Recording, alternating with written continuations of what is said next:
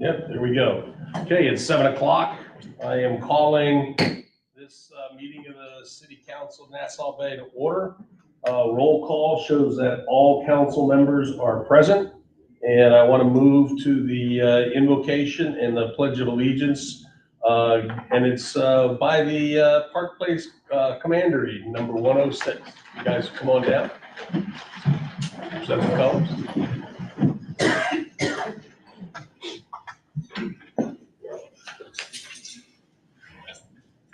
Tonight's uncovered.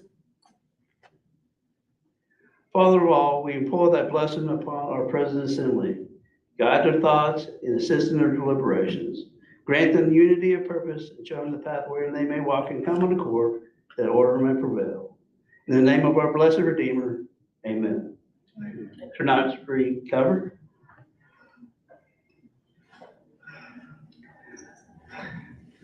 Ladies and gentlemen, please assume the salute for the presentation of the colors. Tonight's forward march.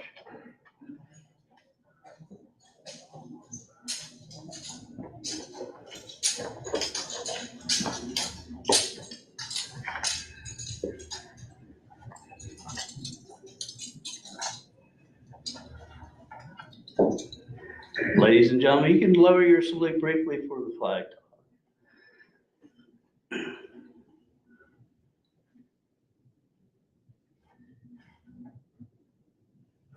Now, every time I get to this point, I seem to I need a starter. Ladies and gentlemen, we direct your attention to the flag of our beloved country. It is always displayed in the east of every assembly where it is accorded the position of highest honor. It is a constant inspiration to every lover of his country, every united across. It demands unswerving loyalty and wholehearted devotion to the principles of which it is a glorious representative. It is a majestic symbol of freedom under constitutional government. Beneath its protecting folds, liberty, equality, and fraternity have become the heritage of every citizen. While the oppressed of many nations have found peace and happiness in the land over which it floats, the flags of mighty emperors are come and gone, but the stars and stripes remain. Alone of all flags, it expresses the sovereignty of the people, which endures when all else passes away. Speaking with a voice that has the sanctity of revelation. He who lives under it and is loyal to it is loyal to truth and justice everywhere. So long as it flies, government of the people, by the people, for the people, shall not perish from the earth. Ladies and gentlemen, please assume your salute again for the posting of the colors and the pledges to the American Texas flag. So tonight's post colors.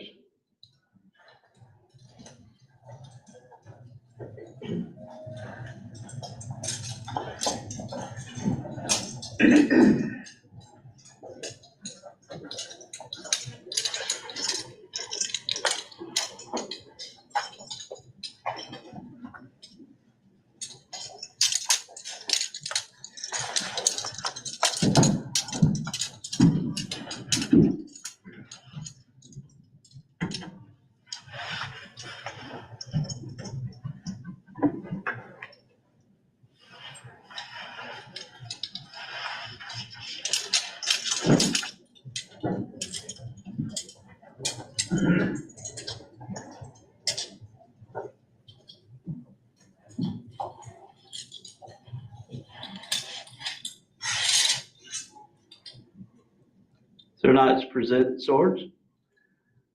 I pledge allegiance to the flag of the United States of America and to the republic for which it stands, one nation under God, indivisible, with liberty and justice for all. Honor the Texas flag. I pledge allegiance to thee, Texas, one state under God, one and indivisible. Tonight's carry swords. About face. Ladies and gentlemen, council, it's always a pleasure to start off your year by doing the flag presentation for you. This evening with me, starting closest to me is Sir Knight Jack Peebles, who's a past commander of Park Place number 106. Next person down is John Branham, who is our current commander. And on the end is Sir Knight Christopher Lee Little, who's a past commander, and he's also the Grand Warder for the Grand Commander of United Templar of Texas. And I'm Henry Hughes. I'm a past commander, a Park Place commander, and currently the prelate, which is the minister or spiritual leader of the group. Thank you very much. Hey, can you give a little bit of a background about your group? Sure, please be seated. Sir Knight, you're dismissed. Thank you. The Commandery of United Templar is a Masonic affiliated group. It finds its roots in the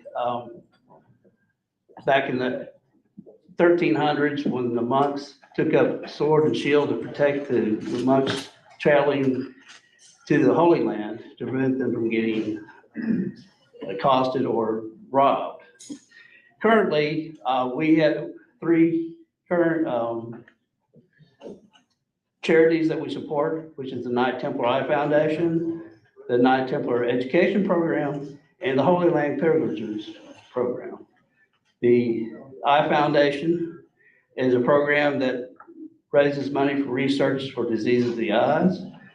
The education program provides $1,000 grants to students with a minimum of 30 college credit hours or more.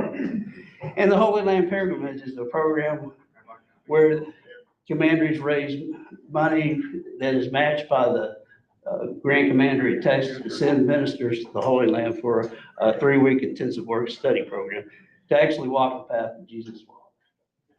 Thank you very much. Thank you. Okay.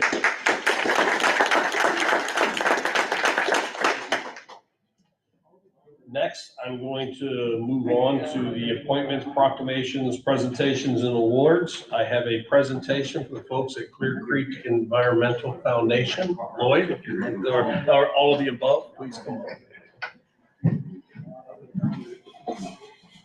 That's right over here. What you got there? We got a banner we'd like to show y'all real quick. Well, you Yeah, can- we'll do it every time. Well, first, let's deal with the more mundane, like money, things along that line. Absolutely, we appreciate that. We support you guys pretty much every year. It's something that is a real pleasure, particularly with one of our council members that was a past board of trustees. But it's very much the work that you do that helps the kids. And this is a check for $2,000 that would allow you to help do the things that you do. Thank you so much. Thank you very much. Introduce yourselves and, you know. My name's Lloyd Thornton. I'm Mike Stone, the president of Clear Creek Environmental Foundation. And of course, this is Lloyd, our vice president. And this is our 26th year of cleaning the creek all the way out into the lake into Kemah. And I know that Nassau Bay has been very involved with this before. And every year the city gets out and helps us so much. We couldn't do it without you. It's a team effort. We love having y'all help us, and we love to help the city. And with this makes things, we're all volunteer group, so every little bit helps. We would like to show you a little bit about some of the things that we pick up here. And the amount that you. And the amount that we pick up. Thank you. Now, if you could see, this is our 26th year. And this is what we end up, can you hold that up a little bit higher, Mike, where everybody can see that? There you go. This is all a volunteer effort just on the weekends through January and part of February. This is what we get out of Clear Creek in Clear Lake watershed. Anything from refrigerators, boards, piers, we've found hot tubs before. Refrigerators. Old tires, all kinds of things that can pollute our waters, plus is a hazard to navigation, people in boats and the boats themselves. So I think it's a very good idea, what we've done in the past here with everybody working together. And if you can imagine, if this was not done, multiply this times 26, the 26 years, and think about what would be on our shorelines and in our waters. You want to swing around and give the city council a view of that? Yeah, if you don't mind, come back this way, Yeah, so y'all sure. can take a look. See Thank you, exactly Mayor. what now, this is 1 year of cleaning up. I don't remember exactly what year. Every year. This was, but every year we collect approximately this much. Wow, it's fabulous. Fabulous job. And if anybody would like to come out and join us for our grand finale, that's going to be February 3rd this year at 8 o'clock at 270 Boat Ramp, Big City 270 Boat Ramp. Come get trashy with us. And every weekend, weather permitting, Saturday and Sunday at the Ebert Bay Boat Ramp, starting at 8 in the morning and stay as long as you would like. Thank you. We Thanks a lot, appreciate guys, it for once letting us again. take up y'all's time. Thank you. Thank you. Appreciate it. Thank you. Here we go. I appreciate it very, very much. Thank you. Thank you again, Mayor. Thank you very much.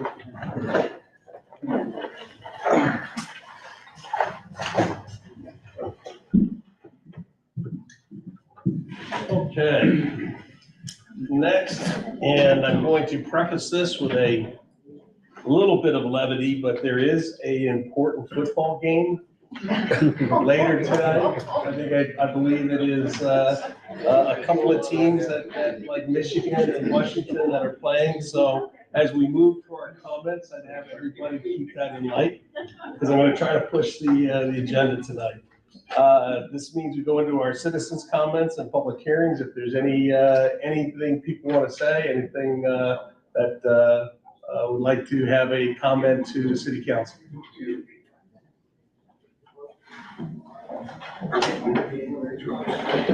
All right, Jim, come on up.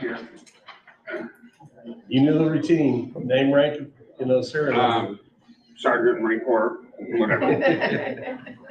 I want to come and thank David, and I want to come and thank the city for allowing us to put on a special event in the city, October 21st. We've been planning this for about 4 years, finally pulled it off. It was for three things. PTSD Foundation of America, promote NASA Bay, and Camp Hope.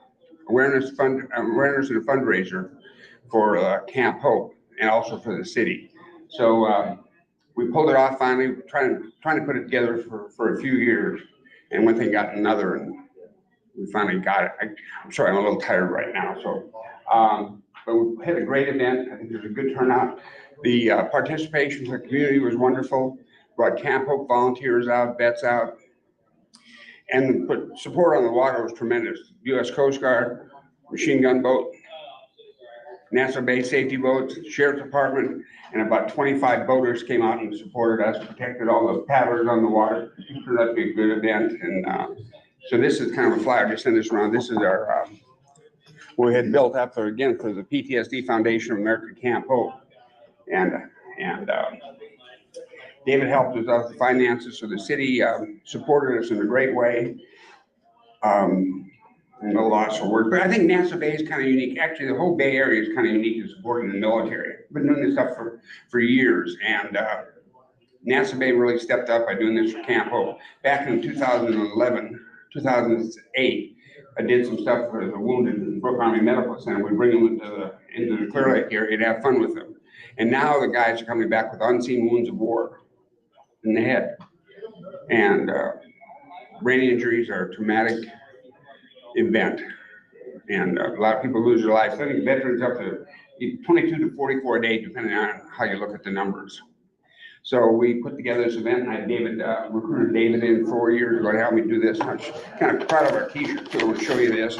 And actually, a lot of participants came and they had to register to volunteer, but also the city came to help us out. Some of the local community came to help us out, and the churches and whatnot. So, yes, pass it down. So that's what the peninsula looks like from the back. Jim, just not to interrupt this a little bit, but give a little bit more about Camp Hope, because you mentioned it, but it's really the key to this whole thing. Okay, so Camp Hope is a veterans facility where men with PTSD go to live up to a year at a time, and they're struggling with anxiety about self-destruction through committing suicide. So they go there to get treatment, and it's a faith-based organization. And so the struggle in getting people to Camp Hope is tremendous, because a lot of times a lot of people don't want to admit to have mental health issues. So as a result of doing that, it's in denial. So if you hear their stories, you go on WeCareEvents.com or WeCareEvents, you'll see people giving their testimonials about the struggles they have in trying to survive themselves. So Camp Hope is in Jersey Village, and it's a facility for like 100 people, 120 people. And the veterans do go and live there up for a year at a time. But the success rate of Camp Hope is only 44%. So only 44% of the veterans complete the mission in going there. And if they don't, if they don't graduate, they still have lifelines. So it's important, this ongoing support. And that's kind of what it is. And so it's always open for tours. I brought a lot of the veterans in to speak. We did that at a couple of different events, the Gloria Day and at St. Thomas a few years ago. And when the veterans speak and tell their story, it changes everything. It's a tough issue to deal with. So we decided to do this a few years ago, trying to decide who to do it for. And then I started going to some Camp Hope and different things. And I started seeing their issues, and I thought, well, we can do this. And I recruited David in. So David's got a little presentation about the money. Oh, my. Oh, my. The money was well spent, thank you.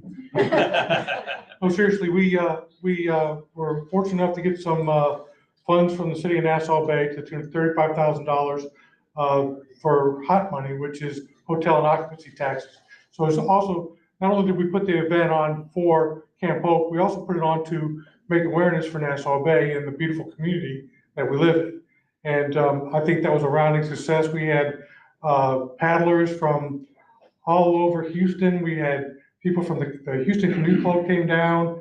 The Clear Lake What's Up Paddlers are a big group. They have an event this Saturday we're going to go to. Also, the League City had kayakers that were as part of that. And as a result of that, I'm not sure about the total amount of money raised, because some of the money went straight to Camp Hope. No, it all did. We didn't see the money. Well, we didn't see any of the money, but we did pick up checks, and it was north of about $20,000 that we raised. It's important to know that it wasn't just that day. It's been an ongoing process over the last 6 months of making awareness for Camp Hope, making awareness out for the city of Nassau Bay, and I think we did a really good job for that. And we plan to use the rest of the funds for the event next year. Now, we'll ask the city what you want to do with the event, what you want to do with the money, because it's hotel tax money, not our money. Just do me a favor, get with Jaime just to Sure. to do those. We'll give you a report and everything. Ps and make sure that's there, and just so Right. that there's a good accounting of the funds. And So- I think it was a great event, guys. Hitchhiking on David's comments, I think we heard a lot of great comments. One of the comments we heard from some of the paddlers, I said, wow, I didn't know Nassau Bay had all this water behind it. How beautiful this is. I mean, it was really interesting, the comments we got from a lot of different people.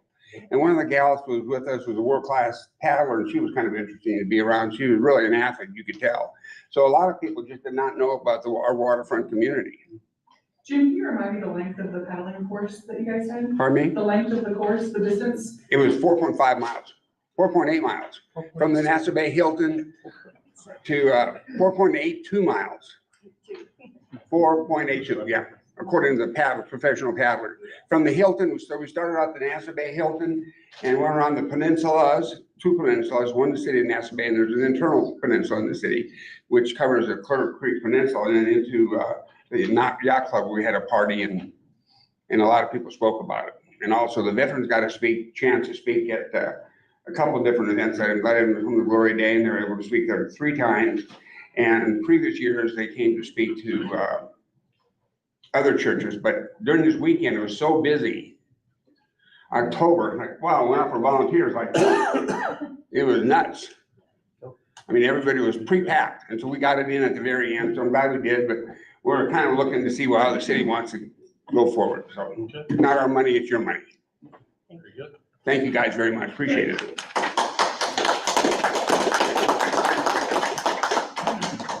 Other comments, other citizens? Yes, please, come on up.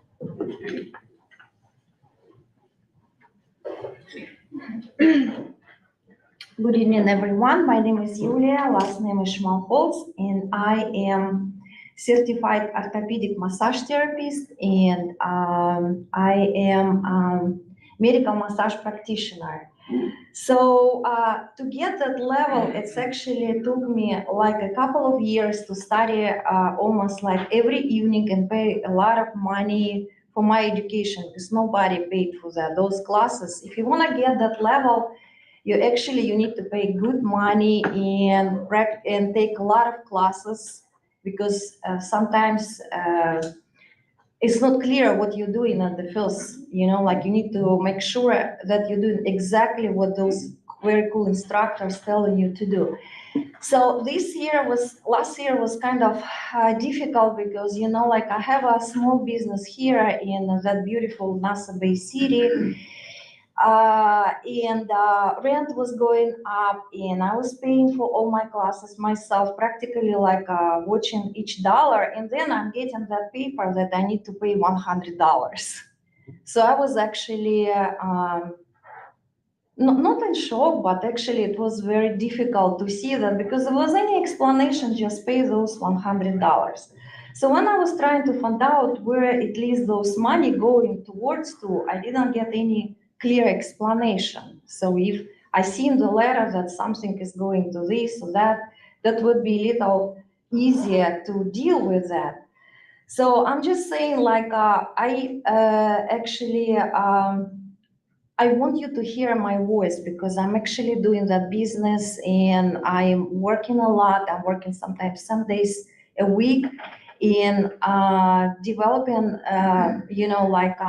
my skills. So my main mission to help people with pain and lack of pain management, because a lot of people, they would like to avoid orthopedic surgeries, and I need to know a lot, to help them with that. So I know that you're gonna consider today to go up with that price, like 100 years, like every year. But just think about those businesses like mine. For me, like each dollar is like important.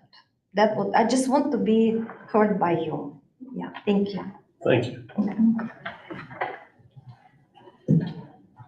Other citizens? Any other comments? Going once, twice, 3 times. Public hearing is closed. So moving on to council member comments. Paula?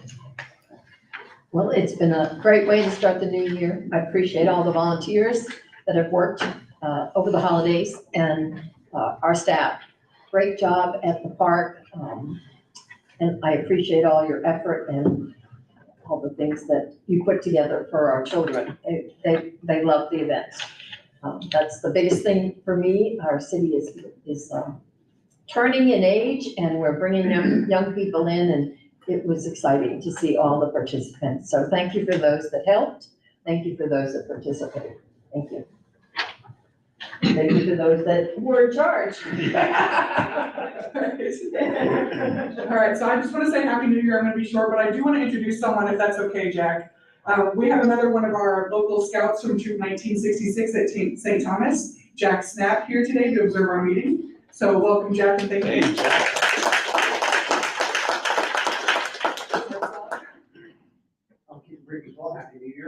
hopefully everybody has great holidays. I am still working on the curbs, not today because it's really bad weather, but, I've got a lot of text messages about people wanting their curbs done, so if anybody's watching online or here, my number's on the city website, you can text me and I'm making my list, so I'll start working on that as soon as I get over there. And he's checking it twice. Yeah, my dad back from New Orleans and West Texas. And I was like, well, happy to hear everybody. Want to thank everybody for wonderful holidays. And my apologies, I wasn't able to make it to the holiday in the park or to the Christmas party. Unfortunately, I was out sick for about 2.5 weeks. So Paul, I think you caught what I had, and I hope you're doing better. Happy New Year, and I only have, my feet have just hit the ground today, my kids just went back to school today, so, and then of course, our kids go to the same school and there was a power outage, so we had to go pick them up early. So we were rewarded with that. But I just wanted to say, I don't know if many people know Robert Thomas. He is a guy that lives lawns in Nassau Bay, has for years. He drives a dark green Dodge truck.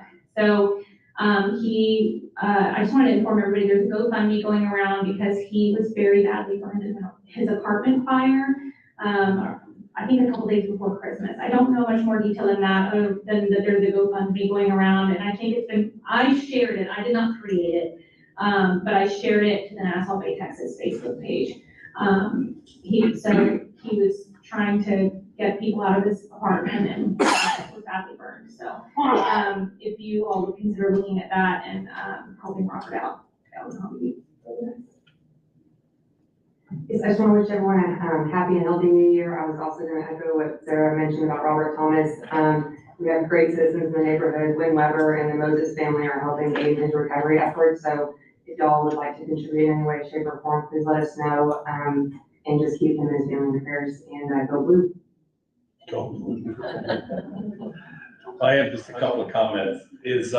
One is, Paul, welcome to the position of city manager. So I didn't want that to go unnoticed. I think you've been with us for a while, so it's not as how should I say, spontaneous as having somebody come from out of state or something like that. But I do appreciate you in that position, and I welcome you to that position, and I think we're gonna do some good things together. Thank you.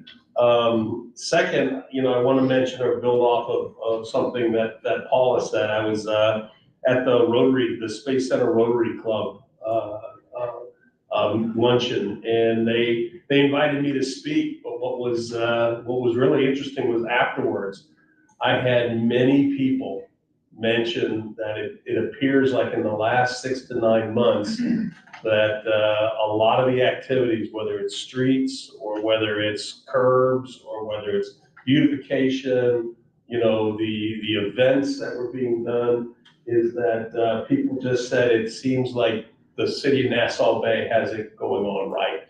And that they really appreciated just how the city looked, how clean it looked, how much newer it looked. And they also made mention about the lights in the trees, in the palm trees. So I just wanted to share that because it made me very proud. As the mayor, they were inviting me to speak, but yet they were telling me things, and they were from outside the community. They come to a number of our churches, and they just said they've seen a very noticeable difference in our city. And that's probably the best compliment I can think about. And with that, I'll move on to the city manager's report. Paul, that's your first. My first, thank you. So I'll pass out, thank you for the support of Mayor Council, and I had a lot of residents reach out to me, and that meant a lot. And staff, Tim, Tom, Cheney, Lacey have gone overboard. Lacey's keeping me on track with what I'm supposed to be doing. And getting ready for tonight's council meeting, and so just a lot of good things. I see a lot of good things happening. Staff got an incredible amount of talent on staff, and so I think we got a lot of good things coming up. Mayor mentioned the palm tree lights. Had a lot of people reach out to me, and I mean, we just really kicked it out of the park with these palm tree lights. And with Saturn being lit up, with NASA. The city looked really, really good. Public Works, staff, they did a really good job at the parks, and it was a constant chore every day, keeping everything up. You may have noticed the ADA, remote access button. We had that activated this last week, so for ADA. We're also closing up on the final waterline map of the new locations, about 4 miles of new water lines, so we're really happy for that. So we're wrapping up that, and besides that, a lot of onboarding and just a bunch of good things, so pretty happy. That's all I have. Thank you. Chief? Good evening, Mayor, council, citizens, happy new year to everybody. Excuse me. Numbers for December of 2023, police department responded to 277 calls for service, 48 reports were taken, 117 traffic stops resulting 66 citations and 84 written or verbal warnings, 11 arrests, 10 of those were misdemeanors, 1 was a felony, total of 5,075 miles of patrol. Our average response time for the month was 2 minutes and 35 seconds per call. So just a couple of real quick follow-ups that wanted to recognize. Officer of the Year, Sergeant Jason Vane was selected as 2023 Officer of the Year for our police department. Sergeant Vane's been with us with Nassau Bay for about 10 years, about 7 years. He's got 10 years total service with police work. He's got 3 years from over in New Mexico before he came over here. And he's been a sergeant with us for 2.5 years. So congratulations to Sergeant Vane. And then that's an award that's voted on by the other members of the department. So, and real quickly, an update on the flock cameras. Installation was completed on December 28th of the final camera. All 13 cameras are up and installed and they're operational. Flock is doing checks and balances to make sure they're working properly. And then we'll be moving forward with a couple of other things on the flock system. So I know we still have to work with them to get the numbers to add additional cameras, let you guys know what that's looking like. Any idea when you think you'll have that, Chief? We should hopefully have that for the next council meeting. So their rep was out after the last council meeting when I talked to him. He's gonna be out for a week. I was out for a week and I was out for another week with family issues. So anyhow, so we didn't get back on, but they do, I have talked to them and I have to explain to them what we're looking for. So we're gonna be, we'll be looking at the numbers and seeing how many cameras they're recommending and things like that. So we should, I project we should have that for the February meeting. So that's all I have. Chief, just real quick. Yes, sir. Just a heads up, I was stopped the other day on the street by a resident on Antigua who noted several car break-ins along Antigua there. Also, one of our city employees had their car egged and probably done by a juvenile, but who knows? But just seeing that there's been several car break-ins. One of them that comes to note here is actually a Galveston County constable who had his firearm and magazine taken and portable electronics. With that, are we looking at the block system and the cameras because that occurred on the 30th?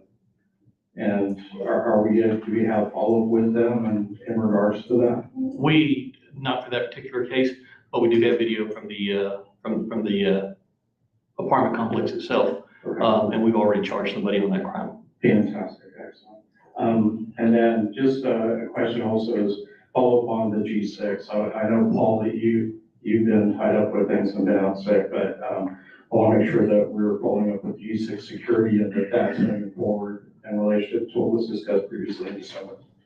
Yeah, again, I was out last week unexpectedly, but there were some emails. They were sending some people over to do some measurements and some things and to get us some quotes on some of the other things. So I have not seen those yet, but they are continuing to move forward on that G6s. Chief, I just got them briefly. One of your investigators, Gino Gallegos. Yes. Give them some kudos. They're clearing some cases. I saw like 500%. So I'd love to see that. So Yeah. if you could say thanks. Yes, sir. That's what we're paid to do. Yeah. Chief, I was gonna ask you, I know that it's Texas law requires license plate on the front and the back of the vehicle, but there are still lots of cars that don't have front license plates. Wouldn't that, enforcement on that would make a difference on the flock system, I'm assuming? The flock system primarily is pictures of the rear of the vehicles. Okay, so So- it's not really, it doesn't focus much No, on. and the officers do make enforcement, they do take enforcement actions on the front license plates. Okay, 'cause I'm not getting any names, Obviously, but I got a warning over the holiday. yeah, obviously, we don't catch all of them, but no, the flock system is designed for photographing the rear of the vehicle as it passes through the system. Just to say, that's a great way to pay for the flock system. Chief, I'd like to make a citizen's arrest. Just let me get the light. Yeah, citizen arrest here, not having a front license. And apparently state could read like my piece that the vehicle sold to me that day. I mean, but the warning, he was selling me a warning. So. Okay, very good. Happy to hear that. All right, thank y'all very much.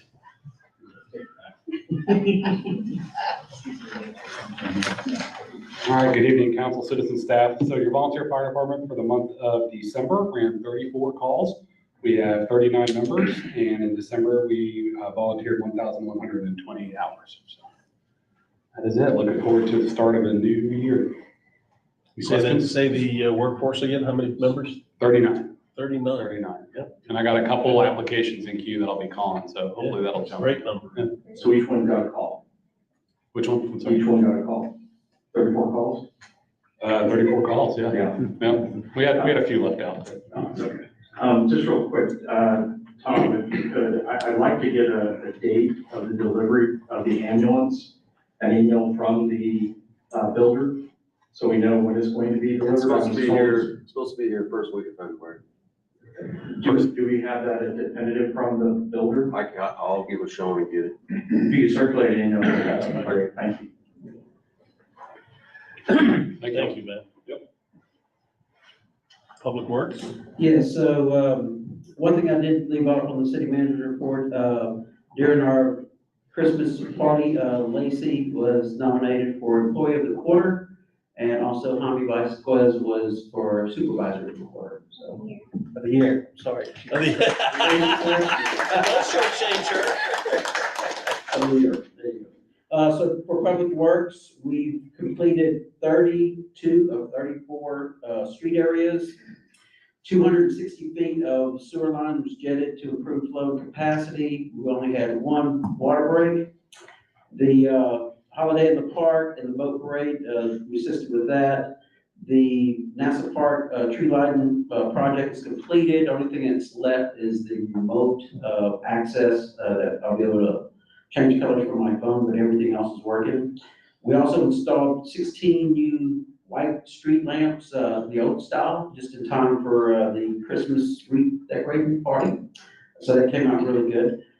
Then we also got approved for resurfacing of the David Braun basketball court. So we're looking at about another month and a half. Along with that. That was insurance, correct? Insurance. Yeah, correct. So we got an insurance. Yep. And then along with that, we will get the new backboards, the basketball backboards, hopefully in time. And then, we're also looking at replacing the exterior lights on the City Hall building. The rear parking lights are out. And, the tree trimming continues throughout the city. We're trying to dedicate at least 2 days out of the week for tree trimming. But we're going to next week start with Founders Park and try to get that, cleaned up and get some sunlight through there and clean up the shoreline. So the Public Works guys are continuing to do that. Quick, because I noticed somebody came in, from the Bell Harbor area. I just wanted to make sure that they knew that you're on top of the electrical outages, if you can comment on that. Yeah, so there's been about 11 outages at Bell Harbor, the NASA entrance area. So I'm reaching out. They've changed the representation for Center Point. So I'm reaching out to them and trying to find out what's going on there. We need to tighten up on that. So. And you had mentioned if it doesn't get satisfactory, you're going to even bump it up a little bit to a formal complaint. Yes. Okay. All right. And that's all I have there. That works. Code enforcement. Hey, how are y'all? Doing well. So updated numbers from our last city council meeting. There's been 437 unregistered businesses discovered. To date, as of before this meeting, we've collected $23,500. I had mentioned to y'all that we were in negotiation with Boxer Properties to have provisions put into the leases. That has been done as of January 1st. So all the two buildings, the 2,400 buildings over by Surf Court, 1110, 1120, 1130, and 1322 all have provisions in the lease. They do not get their keys until proof of a business registration is provided. So all of this legwork, we don't have to do it anymore. So those 6 buildings. We were lacking systems in place here internally. So we put checklists in place. So anybody that comes to get a permit to remodel or open a new business before they get their certificate of occupancy, they're gonna have to comply with the building registration. So that's gonna help us not having to run people down. So there was 28 solicitor signs found throughout the city. We were able to stop 6 residents from working without permits. I kept an eye on the greenhouse. I caught them. They were in there. They had stuck in the back door. They didn't want them to see that there were people working in there. I heard them, went in. They were trying to rebuild the staircase. So we shut them down, which has prompted the owners to apply for the permit. So hopefully we'll see some action on the greenhouse. With help of our interim city manager, we were able to get all the cars off of 1910. He made a phone call and miraculously they were gone by the weekend. So kudos to him. Now we're getting to the point on the business registrations where we're trying to get compliance. That's our number one goal is compliance. We don't want to go any further, but hopefully tonight with the second reading of the ordinance and after it becomes published, then we can start enforcing it. I've spoke with Dick Gregg III on how that he wants to properly enforce the citations. And so he's given me clear guidance on how we're to do that in a proper legal way. To try to help with that, with the pushback, a lot of people are not wanting to give their information to me. They don't realize that if a peace officer asks, then you could be arrested for failed ID. But that's the last thing that we want to do, be the municipality that's going to arrest people for taxes. So I was able to go to the Secretary of State's website through the city. I have applied for a governmental permit through them so that I can search for DBAs and LLCs. That way we can find out who these owners are and go directly to them, or with Lacey, we can give them summonses. I can personally sign them and deliver it to them so that compliance.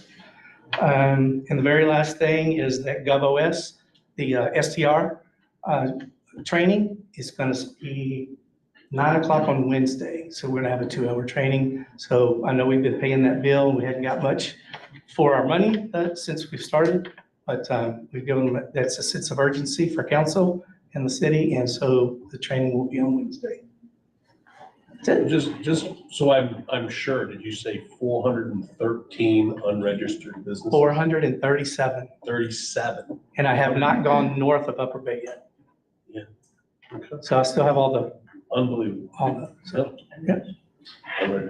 Officer Henderson, just real quick, the home that is under construction on Nassau Bay Drive, we go past that on a regular basis, and there's a garage door, what would look to be a garage door. They had padlocked, is now continually open.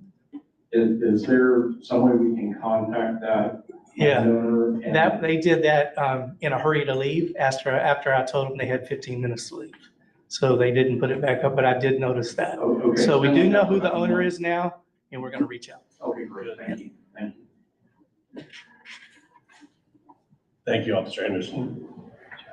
Next, I'm going to move to the consent agenda. I'm going to have a lot of reading here, folks, so bear with me. There's a long consent agenda, and if you look at it from really 7.3 all the way to 7.6, these are housekeeping.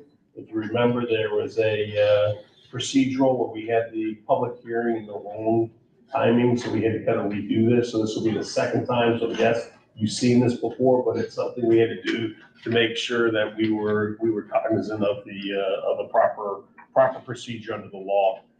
So here we go, 7.1, approval, the regular city council meeting minutes, November 13th, 2023. Approval, regular city council meeting minutes, December 11th, 2023.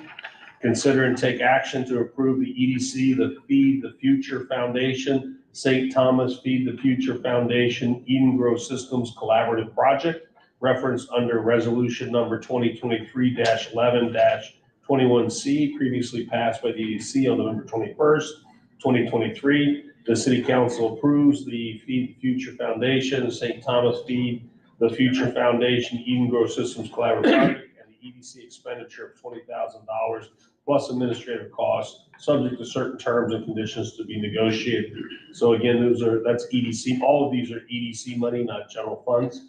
7.4, consider and take action to approve the EDC Medjool Trees project, referenced under resolution number 2023-11-21, previously passed by the EDC on November 21st, 2023. The city council approves the Medjool Trees project and the EDC expenditure of $181,000 plus administrative costs. Council approves the city advancement of the funds to the project to be recaptured by the city from the EDC after the city approves the EDC project, and the EDC waits the required 60 days after the date of the publication. For those out in the audience, this is for an additional 20 trees that are going to be placed at the very east and west entrances. So down by the Hilton and down by the International Space Station Monument on the other side. Those are going to go back up. And it's not on here, but my hope is we're going to be able to light those just like we've lit the other ones. But these are all second and final readings. Consider and take action to approve the EDC Bal Harbor Association, Inc. Marina renovation project, referenced under resolution number 2023-11-21A, previously passed by the EDC on November 21st, 2023. The city council approves the Bal Harbor Association, Inc. Marina renovation project and the EDC expenditure of $100,000 plus administrative costs subject to certain terms and conditions to be negotiated. Second and final reading. Consider and take action to approve the EDC Upper Bay Boardwalk bulkhead repairs. So if you've seen the chain link fence there, this is what's going to take care of that project, referenced under resolution number 2023-11-21B. Previously passed by the EDC on November 21st, 2023, the city council approves the Upper Bay Boardwalk bulkhead repairs project and the EDC expenditure of $40,000 plus administrative costs. Council approves the city advancement of the funds to the project to be recaptured by the city from the EDC after the city approves the EDC project, and the EDC waits the required 60 days after the date of publication. Again, second and final reading. And then we have what Officer Henderson had was consider and take action on the ordinance 2023-12-11, amending chapter 11, section 11-2, license required before doing business to establish the $100 annual licensure fee, second and final reading. I'd like to pull 7.1 because I have a question on it. I second that. Okay. So you will pull out the meetings and. For November 13th. Yeah, do we want to talk about that just now and then we'll come back? We can. Yeah, I would. If you prefer to do that. I would like to do that. I don't think that they're ready to be approved. I think there's some missing information in sections 9.3 and 9.4 on those. On page 5. So you believe there's some missing information Yes. that you want to provide at a later date? Yes, it says incomplete due to no other resource to fill in the missing information on those sections. I don't know where these are highlighted. Do you know what I'm talking about? Yes, I do. So the live stream from that meeting Oh, that's right. was cut off. The live stream from that meeting was cut off, and I don't have any notes or anything from that meeting. I wasn't here for that. Counselor, anything else we have to do here? This, I think that from what talking with you before, that's all we have. So I think what we have here is as much as we're gonna get. Okay. Then if that's the case, then I'm okay with leaving it on the consent agenda. Actually, I'd like to amend it to 7.1 because during my comments, it's a moment of silence. Our board is actually Ken Mattingly. He was an astronaut that lived where Boris President currently lives. So that was, it was Ken Mattingly. So with that change, then the motion will be to approve the minutes. With the minutes. Yeah. Consent agenda As written with that. As written with amendments. Any other comments, any other items that you would like pulled? Okay. I need a motion. I motion to approve, consent agenda 7-1 through 7-7. Yep. With, stated amendments. to 7-1. To 7-1. Yep. Do I hear a second? Does that satisfy? Yes. Yep. I'll second. Seconded by Lucy, moved by James. Any other questions or comments? Then I'd like to move to vote. All those in favor? I believe passes 7-0. Like to work that way. Next is, sorry, Gary, it was a little bit longer than 30 minutes, but 8.1 is the Charter Review Commission. I'll make it brief because I I'm know trying. Michigan and Washington are excited to have us watching them. One comment on our change in society, the top 55 out of 56 shows over the weekend, all related to football. That was just announced on the radio as I came over here. Thought you'd like to know that. Charter Committee has had a preliminary meeting. We discussed a number of possible things to take up. One that was brought up, and Dr. Greg, my esteemed colleague, has already written. We asked for discrepancies between state law and Nassau Bay charter and ordinances. And so far, there's only been one thing surface from the last, and that is the requirement or the attempt a couple of years ago to remove somebody off the ballot because they hadn't paid, that they were delinquent in their property taxes, and that was done away with by the state 20 years ago. So that's the only one that we've seen so far. I asked Dick to go back to the previous legislative session and see if anything come out of that would place us at odds with those rulings. The next item that received a lot of attention and had a lot of comments from public citizens over time has been term limits for committee chairman and for committee members. And so at some point we'll be taking that up as well.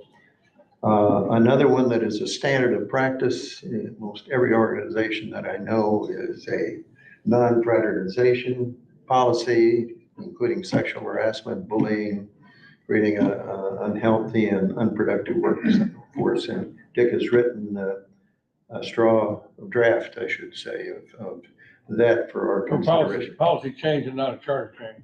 No, I said, yeah, I'm sorry, I misspoke. But a policy change which we'll recommend to you, and he has written that for our consideration and discussion. So those are the three most significant areas that we're taking a look at this time, and they'll probably come up in the next meeting. I've asked the members each to think what their position should be on that. We, as you know, we can't discuss in private what we're going to do. So I don't know what's going to come out of the meeting this week, but those are the top three at this moment. Any questions for the Charter Review Committee or Gary? Thank you, Gary. Okay, thank you very much. All right, appreciate it. Parks and Recreation Committee? Great. Hello, council. So we already talked about the new lamps. They look great. Thanks, Paul and Public Works for getting those up so fast. I hope you guys enjoyed them. We're already having people, including the mayor and Councilmember Horton, asking if we could put up more, which we're going to start mapping out where we can put a few more up. Since they're only, what, $500 a piece, it's kind of an easy no-brainer. So if you guys have any feedback on that, please feel free to let me know where you think we might want to add some more of those. I've had so many compliments on them, and I hope you enjoyed the wreaths that were put up for Christmas. Also, we were approached, we're going to partner with the Boy Scouts to replace the flags on the medians. I don't know if you guys noticed, they're kind of worn out a little bit. And so the Keep Nassau Bay Beautiful and Parks Committee is going to partner with the Boy Scouts.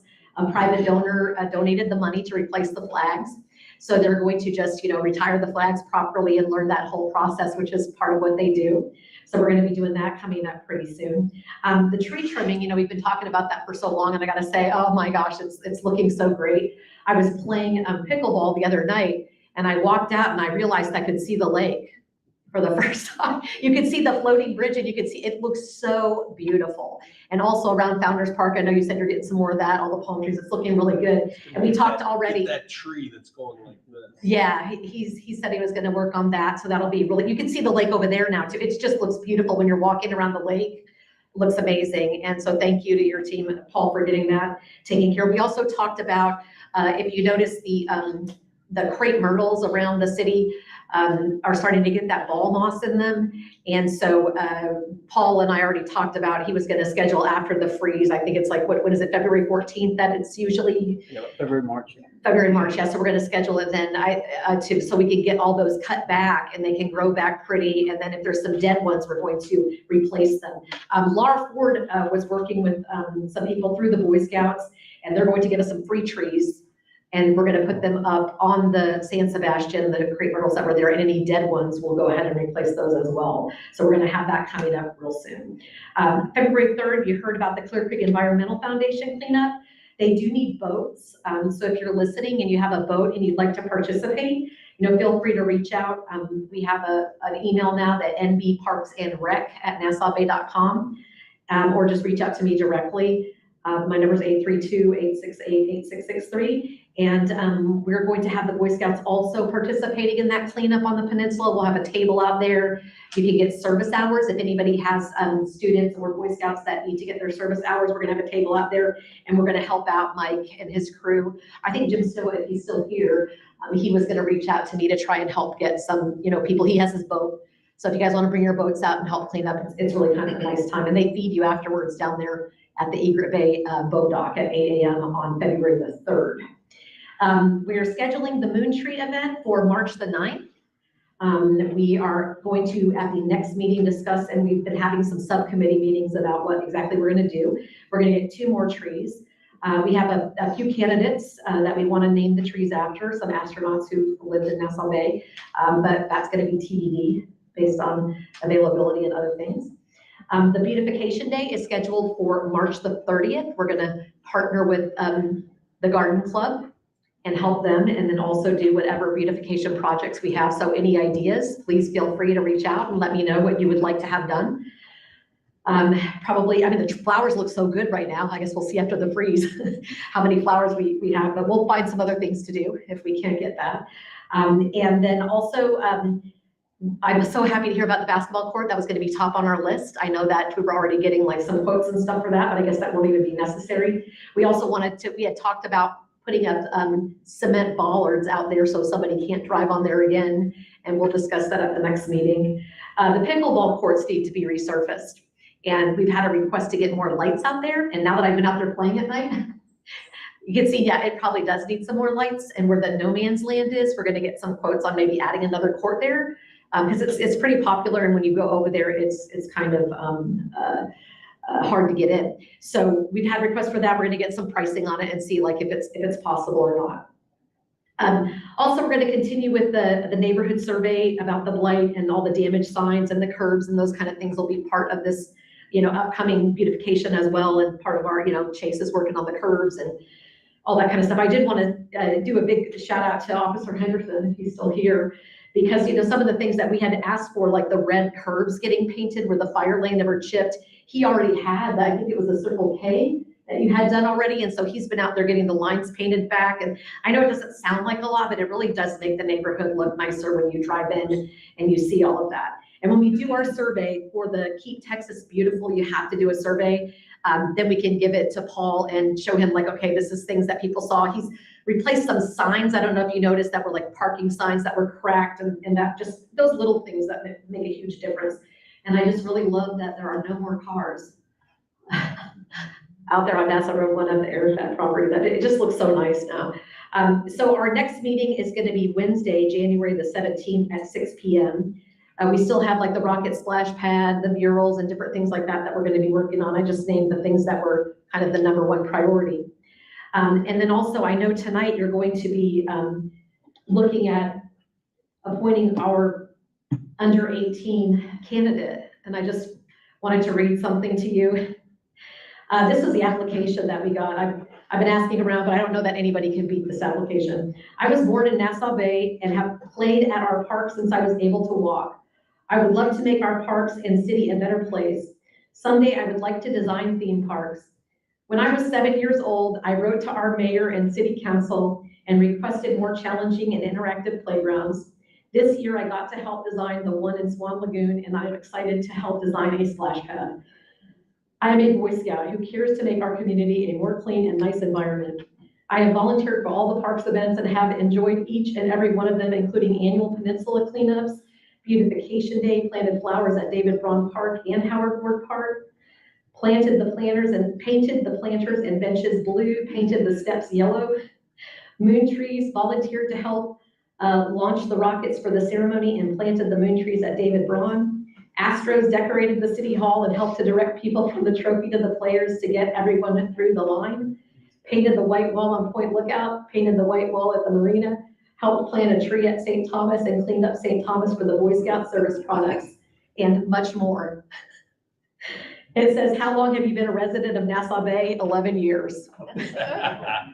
So I just thought this was really great because we've had a lot of kids start to participate in the Parks and Recreation Committee. And it was just so nice to see this application. And I would encourage you guys to appoint Jacob Ford as the person for the under 18 today. The last thing I wanted to talk about was the Apollo Dog Park name. I went ahead and I got some, here, I'm gonna pass this down. You can just take one and pass it down. So I wanted to go over because I know you guys are voting on that tonight. I wanted to go over the theory and the reason why we came up with this Apollo name.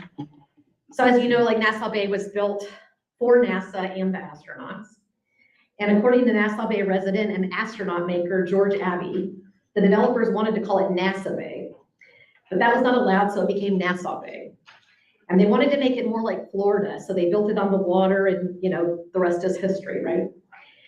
The Parks and Recreation Committee really agrees we need to be celebrating our space heritage for tourism and other reasons, and decided on Apollo to flow with the theme we started with the moon trees.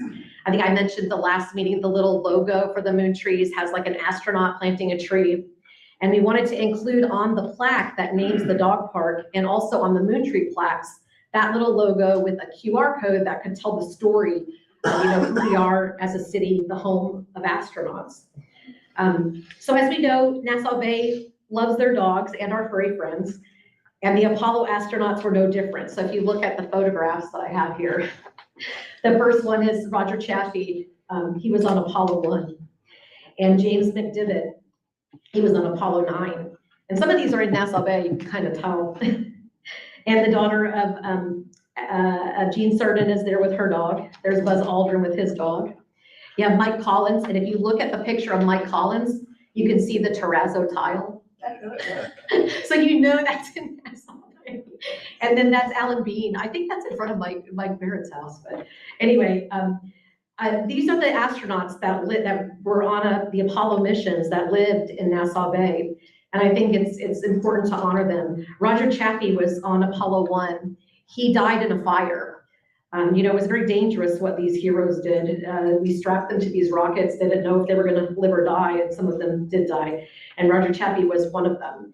Rusty Schweikert, Apollo 9. James McDivitt, Apollo 9.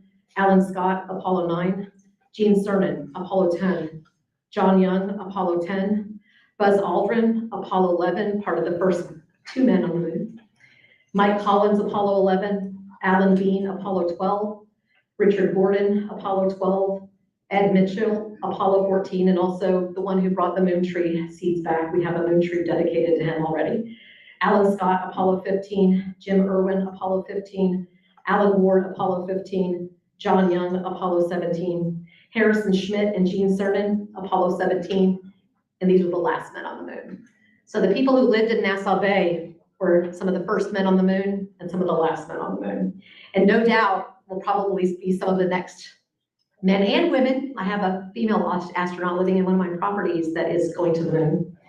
And I believe that these neighbors made the ultimate sacrifice for space exploration, and ultimately that's the reason why we are all here. And I'd like to celebrate that, and that's the reasoning behind why the Parks Committee wanted to dedicate the dog park to the Apollo Park so we can have that ongoing theme.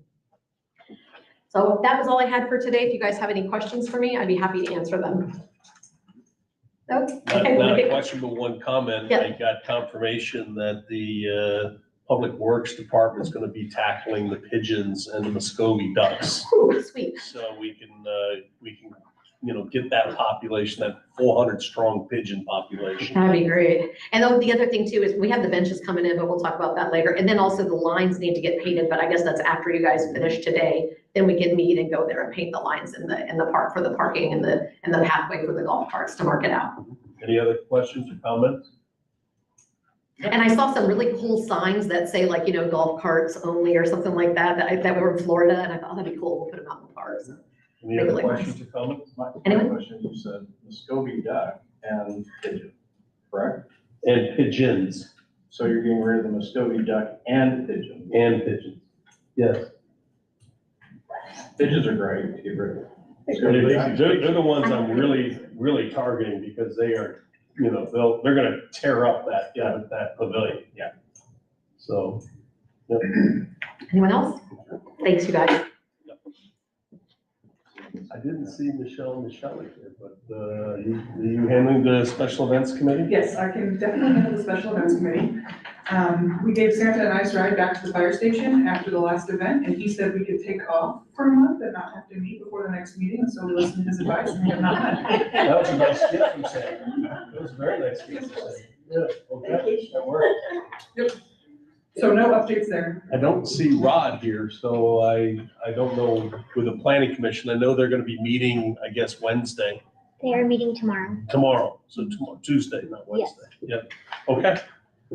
Then I'm moving on to old business, which is a number of the different codification for ordinances. And the first one is the consider and take action on ordinance 2024-01-08 regarding the apartment crime index ordinance, which is the first of two readings. I don't know, Chief or James, did you want to handle that one? Yeah, I'm happy to. Over the course of the year, we've had numerous, I would say encounters, both at the microtels up on Nassau Road 1 and Space Center there, in addition to more extensive number of cases across to the apartment complex. And understandably, in the crime index, the requirement for interfacing with those owners to make sure that they meet the requirements of the city. We had something in place with the ordinance for the apartments, but not the microtels. And so with that, considering that the microtels are considered long-term stay under the state of Texas, made sense to put a requirement on them in relationship to the number of callouts and putting together a mitigation plan in relationship to what's been going on over the past couple of years. In addition to that, the current ordinance for the apartments stipulated, I believe it was a $500 fine, which under modern day inflation and that doesn't make very much sense for the number of incidents and the callouts of the police to those locations and our officers' time. So with that, the ordinance would be amended so that it would read to the highest level by law. And am I right under that, Mr. Counselor? Well, you got language at the highest fine according to law, but there's also a blank for a fee. It used to have a $500 fee. Correct. The fee has to have some relationship to the cost of doing the work and actually investigating this. So it's got to have a nexus to the real cost and not just an arbitrary number. I eliminated the 500 and I left it blank. I don't know what number you want to use, but we ought to have some administrative determination of what's reasonable for that. Yeah, my perception of this, it should be 2,500. Well, that's a minimum. I thought that was your recommendation on a fine, but. Yeah. But the problem here is the fee and not a fine. Yeah, the fee should be at the highest, the cost is associated with the activities that are undertaken by the police force. And I don't know what that is, do you? I don't have that number, the cost associated with that, do you? That's why I left it blank. No, I'm not sure what that cost is the enforcement of the ordinance or? Yes. Yeah, no, I would have no idea. Let me take a difference. How long had the previous, fee been in place? I believe since the ordinance was enacted back in 2012. So Yeah. over 11 years ago? Yeah. So at a minimum, we should at least Before I was double it. Why don't you get that around? And then we can come back. I don't know what you want to do. Yeah, I would look at, the fee being 1,500 is what I'd look at. And the fact that the rent for those apartments for 1 month is about that. Yeah. I mean, I think if 500 was reasonable back in 2012, 1,500 now probably would be very accurate. Pretty make that change. And Does that help? That's fine. Does that help? That's fine. Okay. 1,500. So we're raising it for the apartment complexes as well as we're adding, Correct. That is correct. and then, do the extended stay hotels have any clue what we're talking about? Are they gonna understand this, or are they just gonna think we're? They'll be notified. We'll Yeah, be notified. there's been no discussion with them that I'm aware of. I haven't had any discussions about this ordinance. I think we really myself. wanted to finalize this before having that discussion too. Because I know they're not gonna like it, Yeah, but at the same time, these are a source of concern in the city from what. You'll have a second reading. Yeah. You'll have a second reading. And you'll have a Yeah, second reading. that's Thank good. you, Correct. thank you, Council. Just out of informational, when I was advised that this was gonna be I did some research and I pulled some numbers from last year and this year up until October, for all of the hotels and the calls for service that we've had out there compared to the criminal, events that we've had. And just for example, the extended stay in 2022, we had 183 calls to the property. Out of that, 51 of those were criminal events. The other ones were assistance with EMS, assistance with fire alarms, or whatever the case may be, welfare concerns from people who were staying there from relatives that were not criminal events, which is 28% of the calls that we made to the property, 28% were criminal. So out of that 51 calls that were criminal, 28 of those were initiated by the management of the hotel themselves, saying, we have an issue, we want you to come here and help us get these people off our property, which is 55% of the criminal events out there was being addressed by the management already on their own. So You think the 1,500 is a reasonable fee? I'll be honest with you, I have no idea. If Counselor, you're talking about it has to have some administrative record. Well, the test is that it's gotta have some relationship to the cost of administering the services that we render. And so I just wanna be sure we're not arbitrarily picking a number.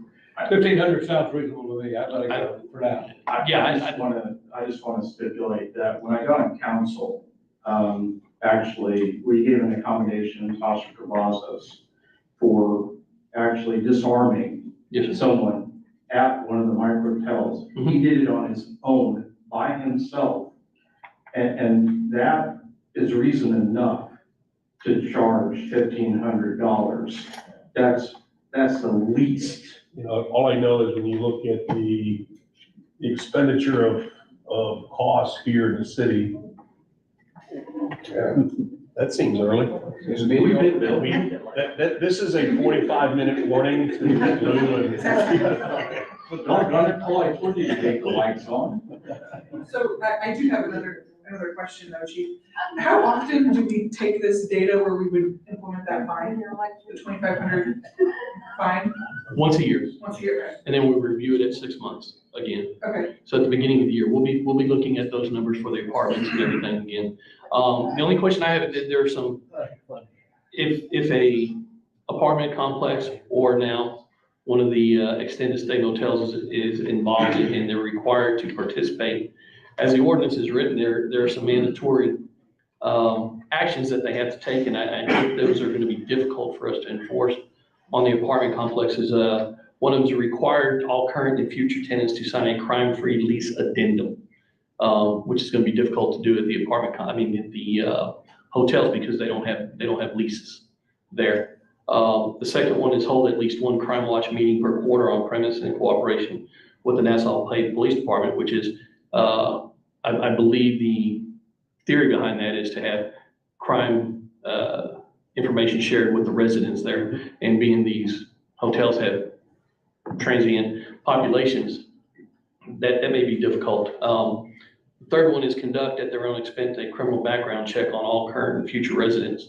I don't know that that can be completed for somebody who's just visiting a hotel for a period of time, 3 or 4 days or a week or two.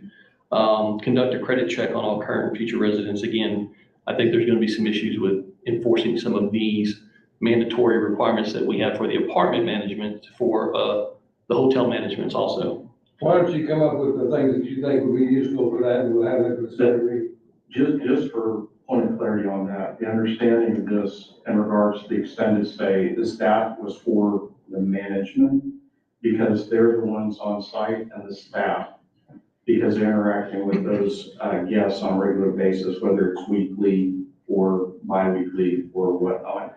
I think that's the differentiation between a meeting with the residents in regards to informing them of information. But I would assume that we would do that anyway with all management of the apartments and with the management of those hotels to inform them of what the statistics are that we have for their facilities.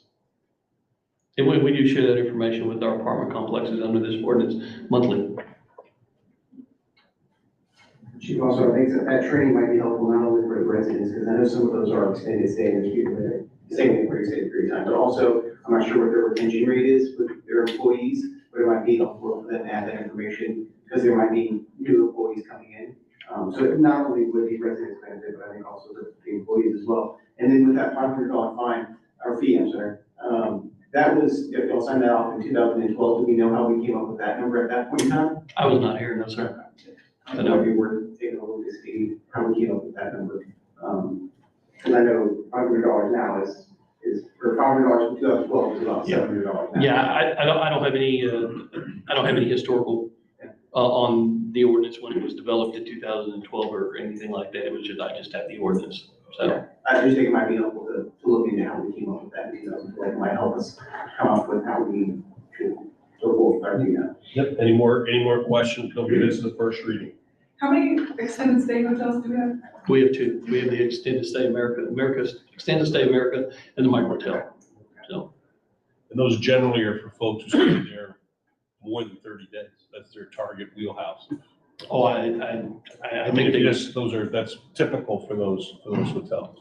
yeah, I don't know how many, I'm really not sure how we would gather the information, how many people are there for a weekend, how many people are there for a week or two, or how many people are there for more than 30 days. That type of data, could it be something to put into the ordinance then, that we get a report on length of stay for guests, or is that? I'd have to check with Mr. Gregg and see if that's something that we could. I'm sure we could. Okay.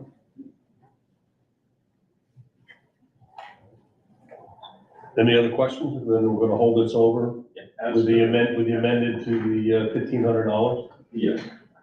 And then, Chief, you're gonna come up with maybe some areas that we may need to look at, for that may not be applicable relative to an apartment complex. Yeah, and my other concern is,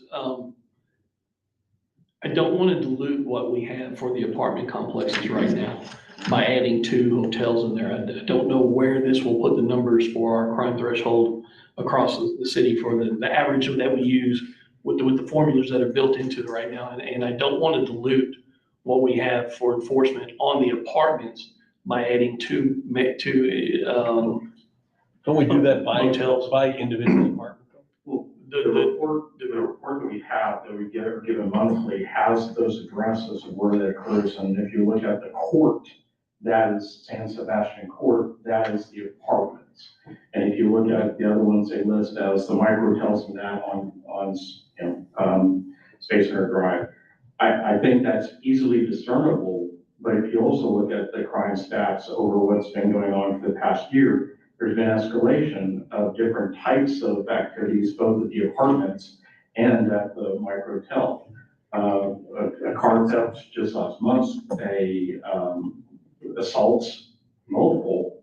Sounds like you just justified the reason why we want a $1,500 fee. Right, but my point is, I don't know with the different population of not having full-time residents at the apartment complex and having people that are coming and going in the hotels, the motels. I don't know what that would do to what we already have in place for it. My point is, we may need to do something completely separate. I'd argue that for the fact that the city of Nassau Bay has residents of about, 500 residents. But if you look at the population during the day, because of businesses, that goes up substantially. And so those people that are here working for the day are here in our community. We're responsible for them in our community. We have to enforce the laws in our community, and they are obligated to follow those laws inside of our community. So I kind of see that as a moot point for the fact that we don't just enforce for residents, we enforce for the population and So those even transient going through. Yeah, I don't disagree with any of that. I think what you're saying that adding these numbers into our overall statistics will take that crime index and shift it for the apartments? It could, I don't know, we have to So look at that's what we need that. to make sure we're not doing these. That's why you would look Yes, at, would not that's get why you fined. have extended stay and you Let me have answer this. Right now, this is a first reading. I don't think just because there may be a mathematical thing that we have to do, it's not an insurmountable mathematical calculation. It's actually pretty straightforward, in my mind. So I think your point's well taken. And it's just something we're gonna have to make sure we don't make a unconscious mistake. And I think it's well said. I think it's easy math. So, Yeah, I'd like to see the math before I'm comfortable, at least personally, with this. okay. First reading. All right, thank you. Thanks. Second one is consider and take action on ordinance 2024-01-08-A, amending the Parks and Recreation Committee, first of two readings. Nick, did you want to take this one? Well, yeah, Counselor. it went from 9 to 12 members that we talked about before, and then, so we then made that change to it. This staggers the terms, is what we wanted to do, and it's 18 and under, or under 18 is one member of the group, of the staggered term. Those are the changes that are made. I think, Sarah has some other suggested changes she wants to talk about. But before can I just make one thing here? I believe the purpose of this, though, was we had both the Special Events Committee ordinance with the Parks and Rec. It was blended. It really made no sense. But we had a workshop that said we wanted to go back to a codification based off those premises. And that's the theory by which these two concepts were put into separate ordinances. And what happened, that's just the bare bones of it, and then Sarah's got some other ideas that are not in here, and I'll add to it. Sarah? So if you look in front of you, there's a sheet that says ordinance number 2024-blank.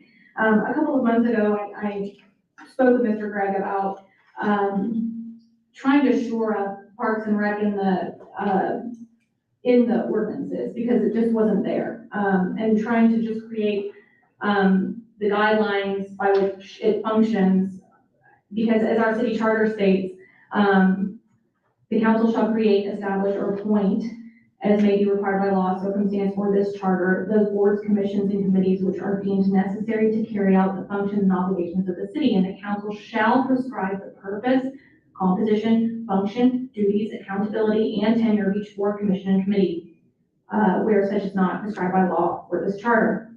So I created an ordinance based on prior ordinances, trying to figure out, distinguish between the SEC.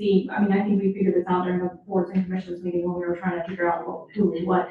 I created an ordinance based on those things, and also trying to fulfill all the requirements of the charter. And I looked at Mr. Gregg, I was in Colorado when I was reading all this, and I was trying to distinguish his ordinance from mine. His is very, very basic, and I know exactly, he said he was basically tasked with showing the separation of the Special Events Committee and the Parks and Recreation.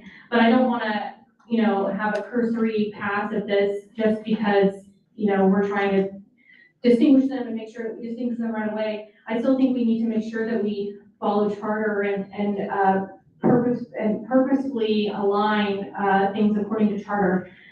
You'll notice on the one that I provided, that I have more details on how to report to council, more details on the staggering of terms. I accidentally put 9, it's gonna be, I don't wanna kick people off parks, I mean, 12 is perfect. The relationships to the relationship of the park committee to the city manager, and, who reports to who and who has what powers, as well as, how the chairperson is appointed, and as well as how the secretary is chosen. So I think I just go into a little more detail. I'm gonna move to table this, so that we can look at both, ordinances and kind of really collaborate and have a good, solid, strong ordinance. My concern with that is we're only looking at the Parks and Recreation if we do that. And in my mind, what I thought, and I don't believe it should be something in the Charter Review Committee, but we should not just have one standard for one committee. We should have it for all committees. And what I would rather do than table this is I'd rather have us put together a work effort that would put those things that you say, which I agree with, but for all committees. And so that we have a guiding principle around, how all committees should be operating, because they should all be the same.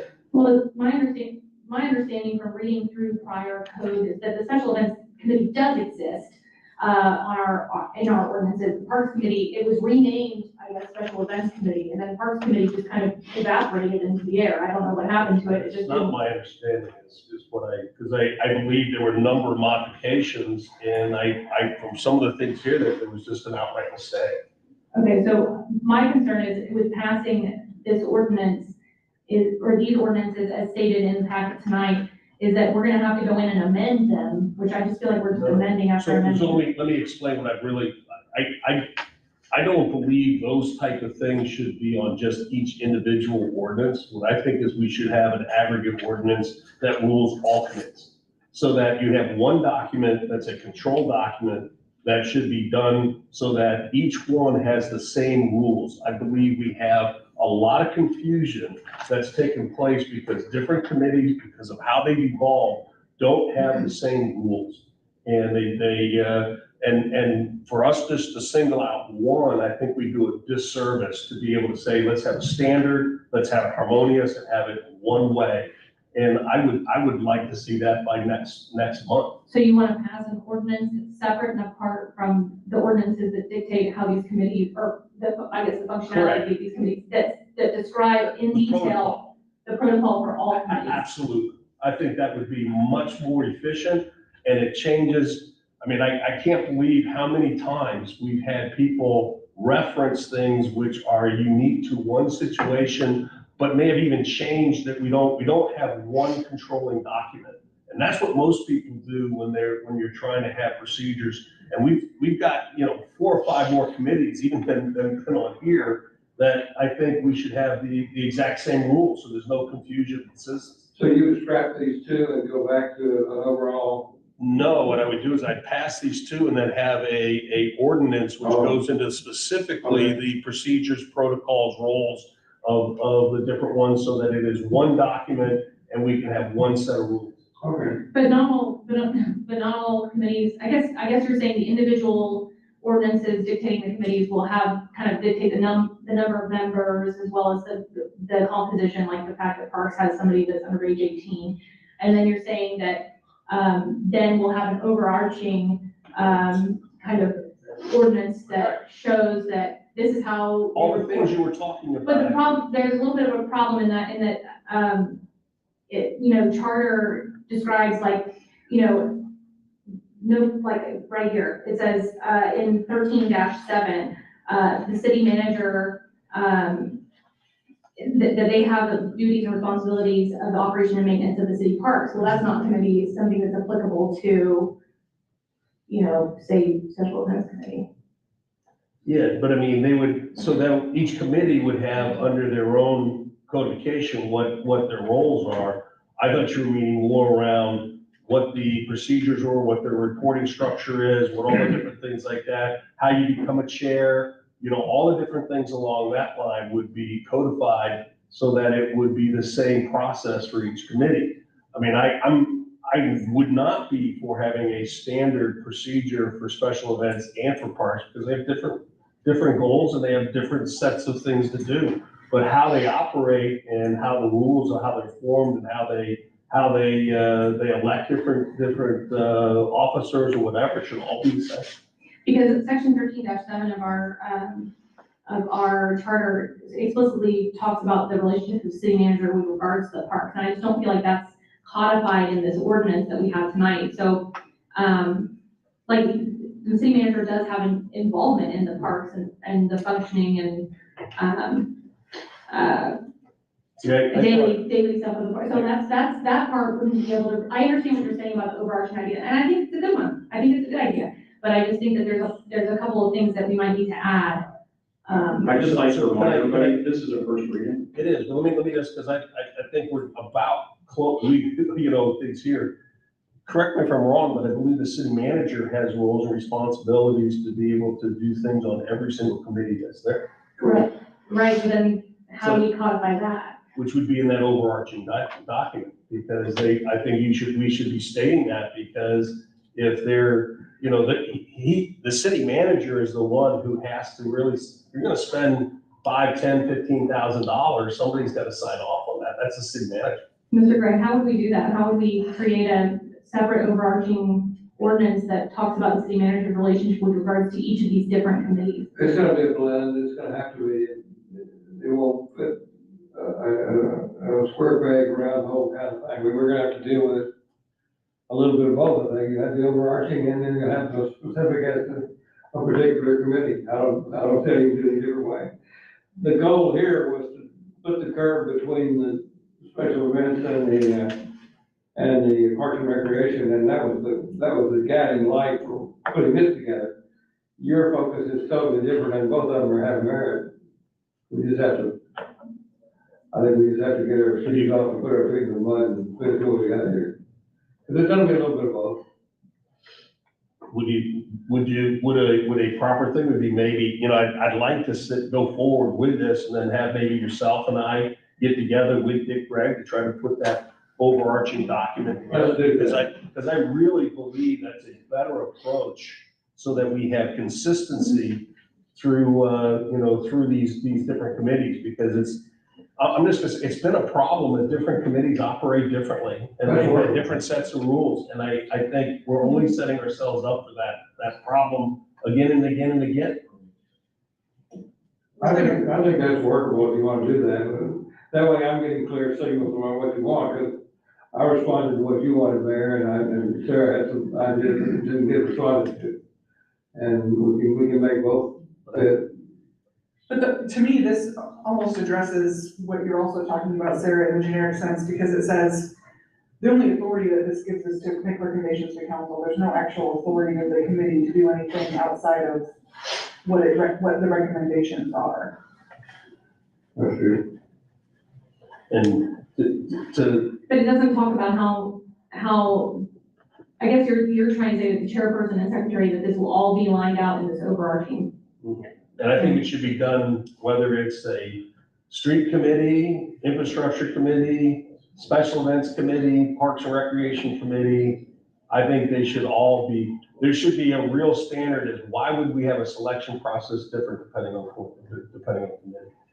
Yeah, I also think, I'd love to be involved in that process as well, creating that. But I think also kind of what Sarah was saying, like, you went through several different codes, and it was hard to find and track down what was actually the lay of the land, right? But now I think if you have that overarching document that lays it all out, you can go to one source and you don't have to go specifically to each and every committee to find, okay, well, where did this come into play? Where did this happen? You don't have to do that. You can just go to that one overarching thing that's gonna tell you a little bit about what the city manager's role is, what they're reporting, what the process is to select the chair. And I think it'd be a lot easier and a lot more efficient. And it seems like, I mean, I've only lived in Nassau Bay for 3 years, or 4 now. But I think that, there's been a lot of inefficiency, and there's been a lot of issues with people being able to track down information. And I think moving forward, if you can do that, if you can put a document out there that people can just go look at that one document and understand, hey, this is how I get involved, or hey, this is how a chair is done, instead of having to search. I also believe for future councils, it'll make their jobs so much easier to have one document to be able to manage how the process is,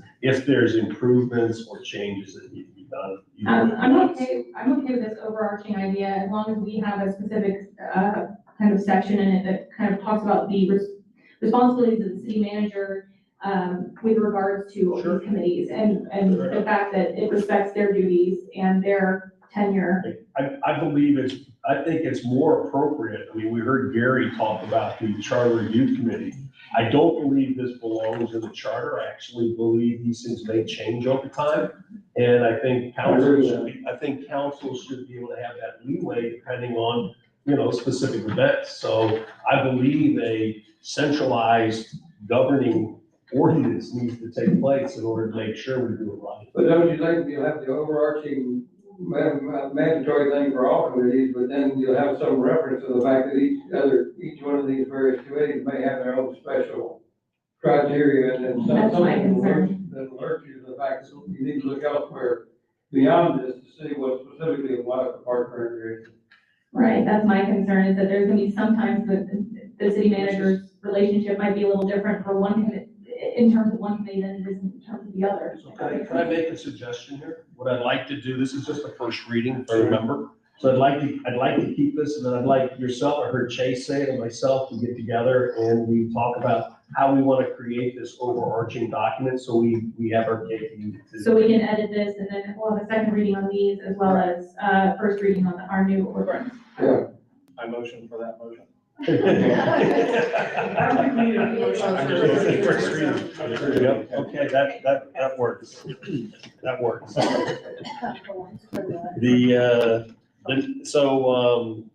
Any other questions, any other comments? Because I want to keep moving. It's 8:35 and I'm trying to push, guys.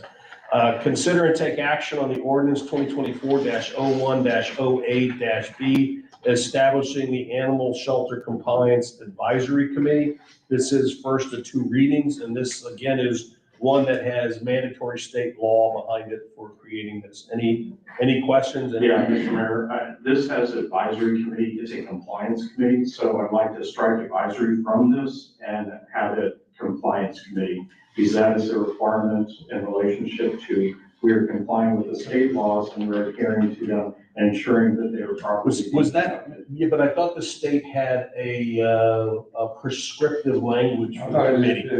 So, I mean, I'm okay with that. I have very little dogma. What I don't want to do, and Paul, you and I had a conversation about this previously, is that an advisory committee, I don't want it to take tentacles and change what our animal control is currently doing and doing well. And that's what I don't want that to be assumed or usurped in relationship to that. This committee is specifically for compliance and ensuring that compliance is being adhered to. But then this is the language advisory, or word advisory in the state statute. I believe that it was compliance. Okay. Well, I just like it explicit. It does, okay, then that's fine. I just want to make sure that this is specific to the state compliance and not an overarching authority in regards to the animal shelter. And it does say to assist in complying with the requirements of chapter, if you legally outlines it as for compliance. but the word advisory is in there, isn't it? Yeah. It is. But I'd leave it in. That's fine. So, I stand corrected. Yep. I can be wrong. Again, this is the first of two readings. I want to go back to 9.2, because one of the things we mentioned was we were also going to look at appointing, somebody to that open position who's the minor. But I'm looking here, I don't see it on here. I thought it was. Well, I thought it was too, but it's not on there. It's not on the agenda. Well, I thought it was on the. I thought it was too, because that's why I prepared a little statement about it. It was on the, did that get? It was, taken I off? don't know why it's not on here, no. Did that get? I don't see it. I don't think that was on there. All we had was the, If it's not on the agenda, I'll read it. Yeah. We have one individual who has submitted his, That's when I read it. yeah, the one that you read. And I thought we had it on here. Look here, Another one or it two. must have gotten dropped by accident because it was, I remember it being on. But for whatever reason it didn't get on there, I think we should honor the fact that it's not.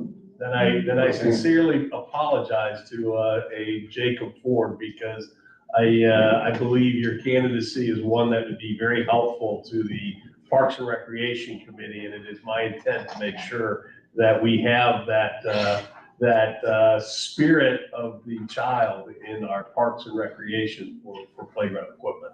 So I apologize, and I hope you'll just stay patient. Okay. Next is, let's see here, 9.4, consider to take action on the ordinance creating a special events committee, first of two readings. I believe this is the same as the Parks and Rec.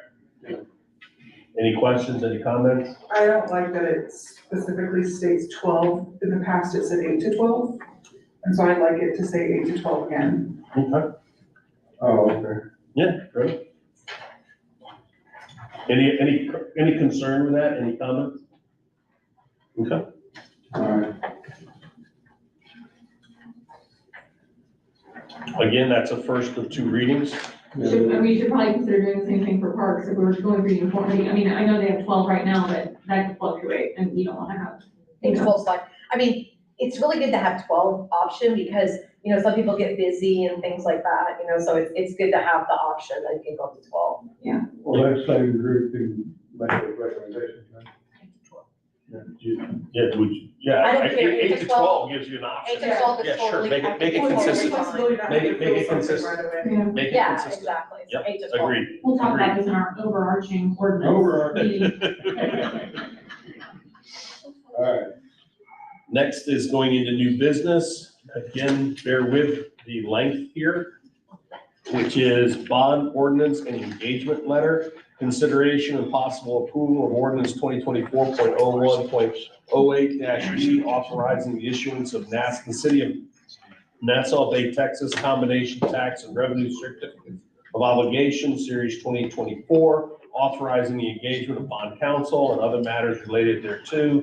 The foregoing ordinances authorizing the engagement of bond counsel pursuant to the engagement letter under which the City of Nassau Bay will obtain specialized legal services in connection with the issuance of bonds or other obligations to pay or refinance the cost of one or more projects of the city based on the demonstrated competence and qualifications of such attorneys, finding that one, such legal services require specialized expertise and experience in municipal finance, federal tax law, federal and state security laws, and therefore cannot be adequately performed by the attorneys and supporting personnel of the city.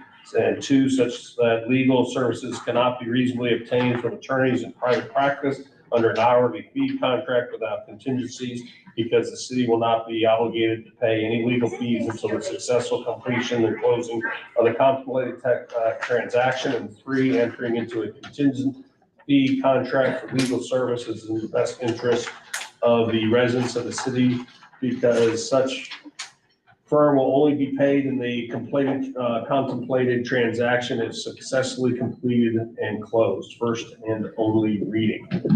Jaime, thank you for that mouthful. You are. Good evening, Mayor, Council, residents. I would like to introduce the city's financial advisor, Joe Morrow. He's with Hilltop Securities. And the city's bond counsel, Rick Witt, with Jackson Walker. They're here to answer any questions you may have regarding the ordinance to authorize the issuance of certificates of obligation and to discuss the bids that were received for today's sale. So that was going to be we did receive the bids. Yes. Did I win my bet? Yeah, they came. Mayor, members of council, Joe Morrow with Hilltop Securities. We did take bids today. As we led into this process, one of the things we did was have your rating reviewed by Standard & Poor's. They released their rating. They confirmed the AA+. You'll find that report included in this booklet behind tab number 4. So I would encourage you, when you have a moment, to read through that. It talks about the reasoning behind their rating. As you may recall, the AA plus is the next highest rating. The only one above you is the AAA. They cite your strong economy, strong management, strong budget performance, good flexibility due to your fund balances, and a good liquidity position. So they go in much more detail that I will spare you tonight, but I think it is a very good read, and you should find it very interesting. Behind tab 1, I have for you just a graph of the bond buyer index. This is something that we use. It's like the Dow Jones Industrial Average.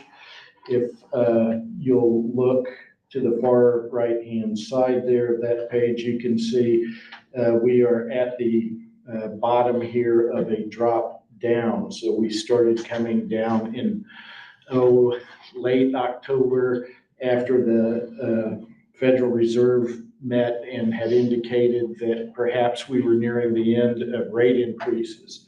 So we've been having rates improve over that time period. This is a weekly graph, so it's bond rates are slow to move, a little slower than the equity markets. So we can do weekly rates on that. Behind tab number 2, you will see the bids that we got today. We have 9 broker dealers that actually submitted bids. We originally had 11 sign up. 1 I know dropped because we talked to them. They failed to provide a good faith check. But it's been a long time since I've had that many people sign up for a bid, much less that many people actually submit a bid. So a good showing today, 2.668. They're through by about 4 basis points through their cover bid from Fidelity Capital Markets, and that would be TD Securities.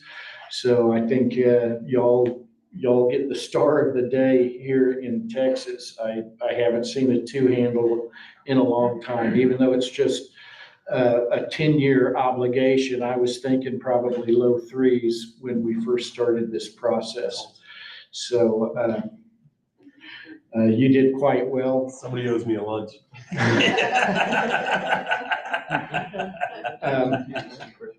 We would recommend that you accept the bid of TD Securities and award the certificates of obligation to them. This will end basically my process until we go to closing in about 30 days. We're scheduled to close on February 6th. Rick will be taking the documents from here and getting them shepherded through the Attorney General's office, where we will get the opinion from the Attorney General that the certificates are now incontestable because we followed state law. Rick will also be issuing his opinion that the certificates are tax exempt, which is why we get a 266. Correct. So that's what we have. Rick can answer anything about What was the interest rate again? Could you reconfirm? Yeah, that was 2.66%. 2.66. 2.6. Smoking numbers. Wonderful results. Yep. Congratulations. Any questions here, folks? Where did our other rate go? Pardon me? Where did our other rate go? We should always be AAA. Come on.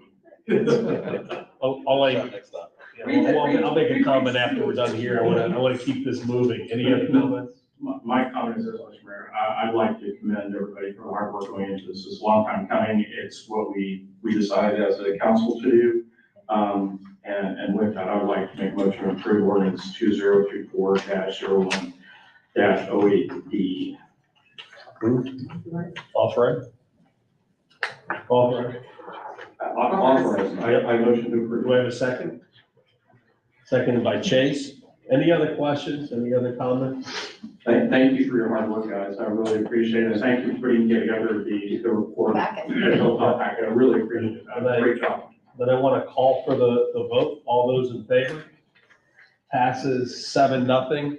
And Jaime, I just want to say, I know that you do a lot of hard work here. You take a very conservative approach, which is why we got that number. our liquidity, the way in which we have controls, the way we do things is, I think, self-evident for anybody who comes in and audits us. It's self-evident.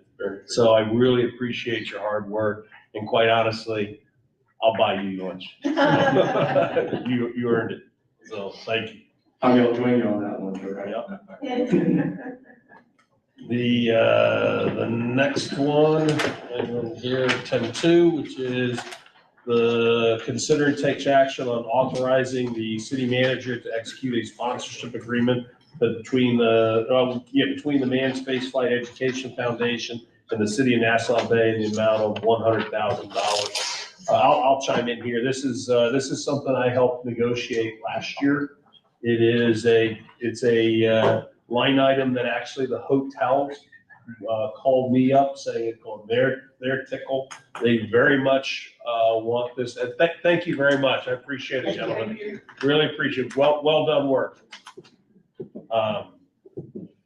This is the amount of $100,000. I believe there's also a joint participation between the Marriott and the Hilton in some of the costs. I think between the two of them, it's at $15,000. I highly suggest we move forward on this. It's a document that was done before and it is budgeted. Or anything else you want to add, Paul? No, sir. Anything else? You covered it. Never mind. I'm sorry. The only thing is I'd like to also be part of the signing of the execution of this document, just so that we can make sure that they do what they did last time. Yeah. Okay. Mr. Mayor, I would like to make a motion to authorize the interim city manager, Paul Lopez, to execute with your signature also on it, the agreement with the Manned Spaceflight Education Foundation in the city of Nassau Bay. Do I hear a second? Second by Chase. Any other questions or comments? Then I call for the vote. All those in favor? Passes 7-0. 10.3, we're almost home, folks. Consider and take action on the ordinance 2024-01-08-E, amending the Nassau Bay Municipal Code, section 19-28, dealing with areas where parking is limited or prohibited by adding additional streets or places to the designated areas where parking is to be limited or prohibited, and providing a penalty and for severability and providing for codification. First of two readings. Chief? So Mayor and Council, this was actually brought to our attention by one of the managers of one of the businesses there in the Goyer Hopel Lockheed building, with the employees leaving the parking lot, having some issues about seeing past the vehicles that are parked on the street on the side, legally parked, but being able to see traffic coming in either direction and having to get the car. So it just, anyhow, I don't know if this came through the mayor. And then we looked at it, and Scott Klein with Public Works also went out there and looked at it. I went out and looked at it, and we added actually another location, but this is just 60 feet on either side of the driveways, just to give some visibility to the people that are leaving the parking lots, and then a crosswalk coming from Methodist across Space Park Drive to the additional parking. So we felt it was a reasonable request. I would guess any day we're losing maybe 10 parking spaces on the street there. It's not a huge impact, but for safety, it's a huge safety impact. Any questions, any comments? Just going for Public Works, are they going to then do the painting of the curbs all for this to ensure that notified just? Yes, sir. Okay. This is first of two readings. Any other questions? Any other comment? Moving on. Thank you, Chief. Thank you. Consider and take action on selecting a consulting firm to assist the city with professional grant development, grant administration, project management services required to undertake fiscal year 2023 flood mitigation assistance, FMA, grant projects administered by the Texas Water Development Board, TWDB, and the Building Resilient Infrastructure and Communities, BRIC, BRIC, grant projects administered by the Texas Division of Emergency Management, TDEM. In addition, authorize the interim city manager to enter an agreement with the selected consulting firm. I can chime in on this one if you like. And then, but please, Paul, you and I have kind of tag teamed this one. Most of us are aware of the consultants that we use that have been highly successful in our lifting of homes out of the floodplain in our city. Jeff Ward is one of those two consultants. And as we were talking through some things, he kind of interjected in a meeting, which was that they do flood mitigation grant assistance for flood mitigation, not just for areas that are, for homes that need to be lifted. That is just one of about 5 different things he did. And Paul took the leadership to bring Jeff in. We actually had a couple of meetings, and we're focusing in on 3 projects that we would like to have his involvement to see if we can move those. These are big ticket item cost-wise. The 3 projects are going to be looking at dredging Lake Nassau and putting in a upgraded and high volume water pumping station. Where the current one is only much larger, and probably be underground and things along that line. The other is to look at the electrification of 480 volt power all up along the Upper Bay Road, and the concerted effort to upgrade each one of the pumping stations to a higher rated pumping, as well as looking at the installation of a larger pipe on for the Antigua, Davon, all the way to Barbuda for that mitigation on the interior side.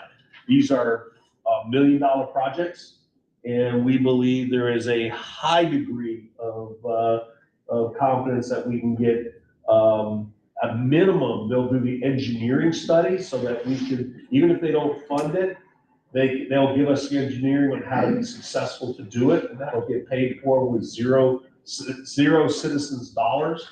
And, we are going to be, when we come out of probably 2025, the water and sewer fund goes strong cash flow positive, that whether they help us or not, we have the engineering design to be able to either do it on our own, or we would hopefully get money. They may even pay up to 90% of it. So it all depends on the project. I highly recommend that we engage these guys. They've done a great job with lifting our houses. I think we have, at the end of this year, we'll have 89 homes that have been lifted throughout Nassau Bay.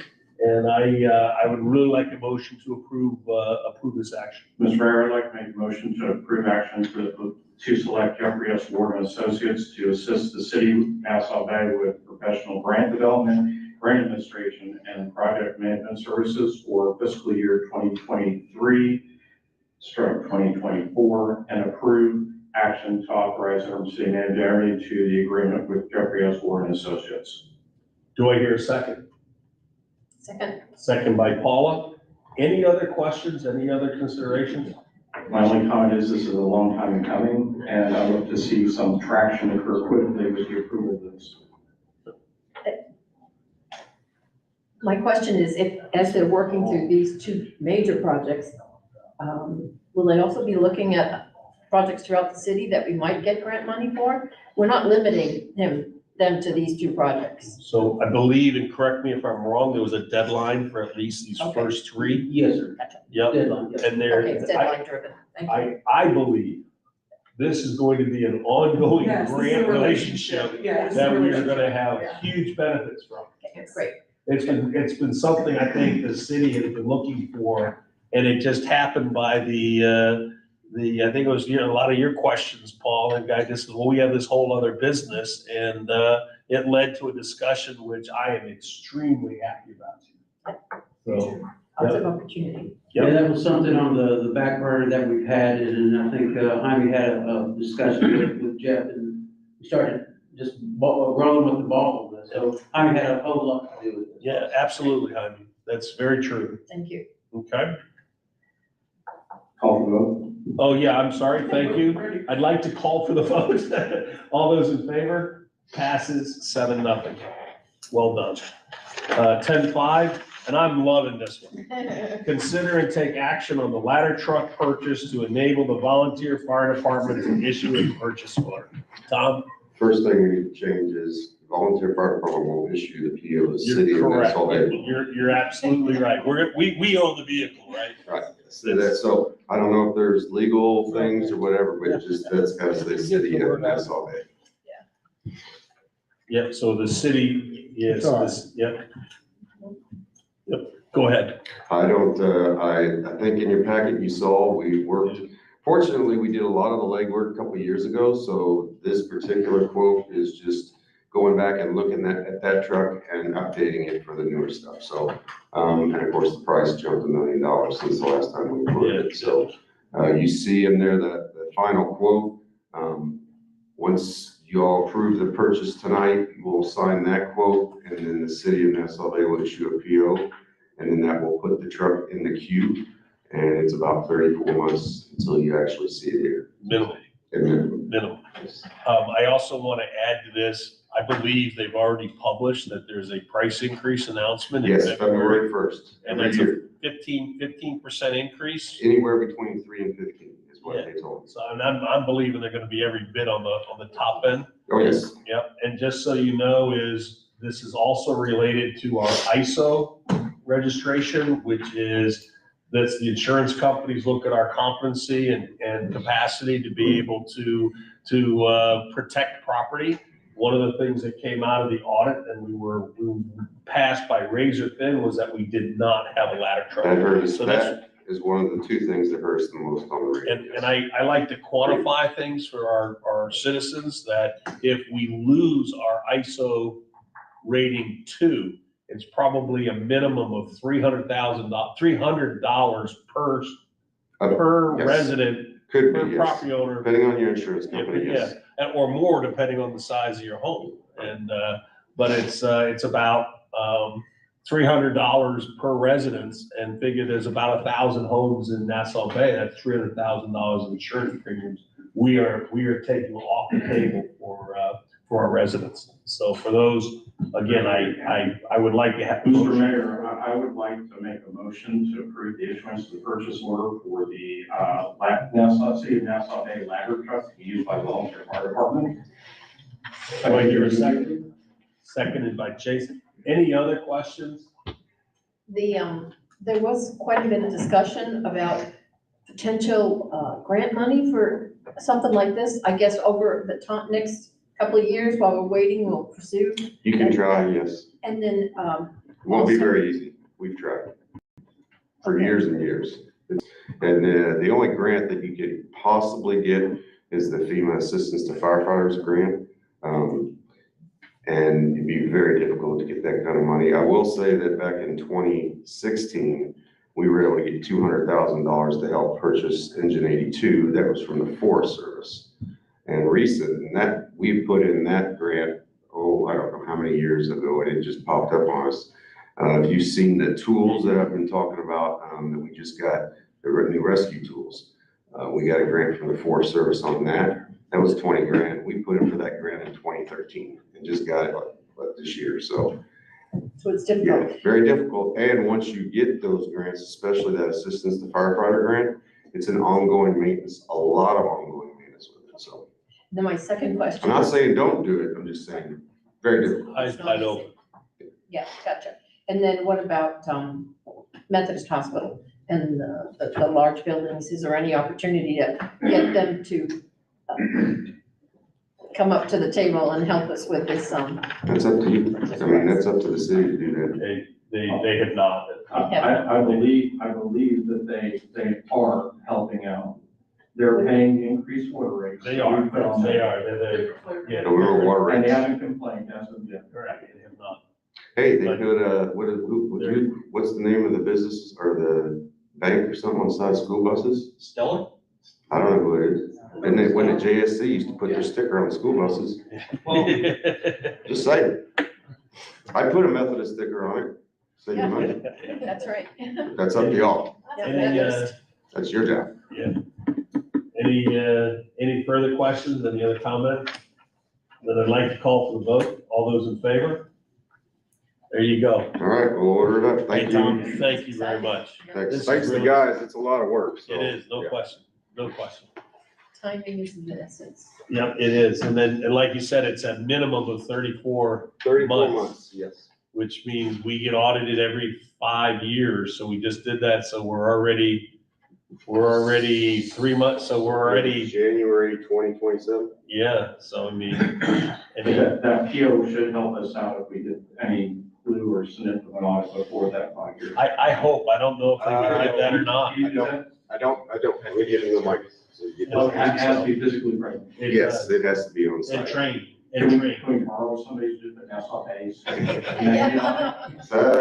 know if I want to do that. I don't want to pay the price when they come back and find, you know. This is great. Thanks, Tom. Thank y'all.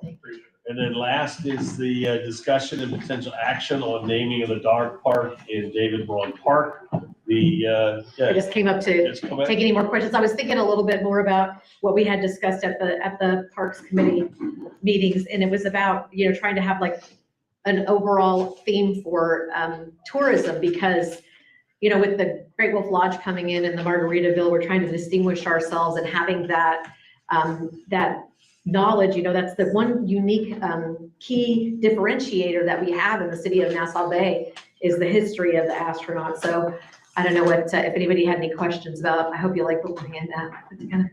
How many people that use the dog park are or are not residents? Is that tracked at all or estimated? It's not tracked at all, but I know I go down there a lot because I have a dog. And so I'm down there all the time. But yeah, there's a lot of people that go there that are not members. But you know, when I'm out like doing things around the neighborhood, I'll be cleaning up the beds and weeding or whatever. And I'll run into people that are staying at the hotel and they're walking around and they're telling me like, oh, what can we do around here? Where can we go? I think that'd be kind of a cool thing. You know, tell them, oh, the moon trees are down there, and tie the whole thing together with like that QR code. And then something like, I mean, this is kind of a rough thing. We might want to say something in here about like Troy and our animal shelter as well, because then that could tell people, oh, we have an animal shelter if you want to adopt. That could give it, you know, like some good free advertising, but that would also be a way for people to learn about our history. And I just thought this was just like so cool with the Apollo astronauts who lived here. You know, to see that some of these pictures are in houses in Nassau Bay, as you can tell. And so this is what would have come up, something like this from the QR code. And we would do the similar thing and match it on those plaques for the moon trees. So, you know, it's not a huge, you know, overwhelming thing. You maybe not even notice it right away, but it's just kind of a cool thing. I mean, if I were coming from another city, I might take a picture with it and, you know, show people that, oh yeah, this is where the astronauts lived. It's kind of a cool thing. So anybody have any questions about it? My question is not necessarily for you, it's just with respect to, what are our city policies for naming things? What's the process? Where is it documented? I want to understand, what does it mean to name something? So we vote on it and just call it that, or where are the official names of things kept? Counselor? Well, with the exception of the city secretary, nowhere. You started- That would be a public record of whatever we did in these meetings. But beyond that, it doesn't have any. You know, that's a good question, because one of the things I had talked about like a long time ago, which maybe it's something that we can, you know, keep going on in the future, starting with this, was there's a lot of plaques around the city, and Paul even knows this, like some that have been taken and put in storage, which I've been meaning to get with him and go over that. And I'd like to do a map of all those plaques and like the column, you know, where we don't really know where that column came from. That could be another plaque that we could have a QR code, and then list all the names of these plaques that are around and what they mean and how they were dedicated.